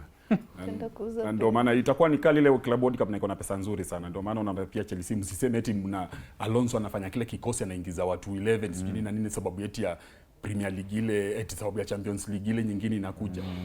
Kitambo hata Premier iishe na kuna kununua kwingine huko mbele. Ananunua sababu ya Club World Cup. Hakuna kitu kingine inafanya anunue. Na pia katika Premier League pia aweze kuwa akupojua at least anaweza beba ile Premier League. Mmoja mtoke kujibu ni Banabe lakini hayuko. Banabe na angerudisha na kelo. Hao angerudisha maneno. Lakini sisi hapa hatuwezi. Lakini jao wako wapike. Cook. Lakini Arsenal karibuni na World Cup. Kuna jamaa hapa anasema hi I'm watching you there at Uganda. Thank you for the update. Asante sana. Hiyo ni message zenyu za WhatsApp. Mwingine hajasema jina lake ama ako wapi lakini amesema Infantino akwende in Arsene Wenger professor it will be above board. Hey boss. Hii ni handwriting yani Kimavindi. And then of course okay this engineer Moses from Uganda, thanks for the way you people are interpreting transfers. But talk about Manchester United transfers before you end your show. Yes, we've talked about Manchester United transfers because you're still confused whether you have the real Vinicius or the old version. I'm going to say my Kiswahili, verbatim, my Kiswahili is not good, but I'm watching you every day. Uganda, tunashukuru sana. Najua uko kidogo mmefunga televisheni zingine, but thank you for allowing TV47 in your boardrooms. This is this is of course Sports Extravaganza. 30 seconds Dantos tukienda 30 seconds ukweli. I think I'll talk about kidogo tu about Sekafa. Kagame. Hiyo tournament fanya Kagame. It's one of the tournament I think very good in East Africa, and you see why most of the time. There was a time we used to have players from Rwanda playing in Kenya Premier League, but currently we don't have our Kujangi Squeezy because their league is good. Is now and that should be a wake-up call to Kenya Premier League because our benchmarking hapa. Now their league is okay. So I think we need to wake up and we need to work hard as a federation. Go there, benchmark, badala kupiga picha ovyo ovyo ya kwenda sijui Morocco kufanya sijui nini. Enda hapo kwa jirani, waulize what are they doing? Send spies. Obviously. On my side, thank you very much, Tony, for hosting us here. It's really been an engaging interview. Yes. As a Man United fan, I can't wait for next season to come. Tunabeba kila kitu. Bebeni. Mkaa kwa baridi sana. Bandeka wewe tukimalizia 20 seconds. Langu ni kuhusu Nairobi United. Oh yes. Nairobi United hii Premier League inaenda anza saa hii. Hata Gor Mahia vile nimeona wamecheza jana, siku ya jana. Nimeona na blanda nyingi pale nyuma. Kwa hivyo Nairobi United wajue chuma kiko motoni Gor Mahia na FC Leopard. Kusani player wengi maanisho ni mdeadly. Na kumwaga pesa. I think I'll just say kudos to Gor Mahia for their run at the Kagame Cup. I didn't expect them to go up to the finals. Kudos to them. And kudos to FC Leopards for bringing back our youth player, now Mbalecho. I'll be supporting you, Mbalecho, till the end. Haya, nasikia kwamba ati Manchester alikuwa anacheza na nani? PSG. PSG. Ama ni gani hiyo? Ni kama Vindi. I think nasikia kwamba ni 1-1 so far. Friendly. Nasikia bado imefika second half ama first half. Mavindi na juu hiyo. Okay. Nasikia half time imefika ni 1-1 wale wa Manchester. Mnasema nyinyi timu kubwa na mwezi piga PSG. This is of course Sports Extravaganza on behalf of Champions League winner. Wesley anataka kunimaliza hapa ndani. On behalf of course of the director Nick Mavindi and his assistant director Brian kutoka Mombasa, producer Boniface Kimanzi na ndugu yake Mulindo Edgar, and then of course sound Carlos, digital tumekuwa na team. I think Jura alikuwa manani, alikuwa Edu or somebody. Edu ako pale digital graphics ni Naomi anaenda leave. My office girlfriend. Ababu, asante sana kwa department ya graphics, and then of course MCR najua ni either ni Masi ama ni Martha ako pale. Thank you Martha for a good job. We appreciate of course on behalf of Cape Media. Thank you for watching. Up next, the top of the hour, we shall be having the very, very, very latest from across the country and beyond in our news bulletin in Kiswahili. So Brian in Mombasa, you're well taken care of. For me, bye.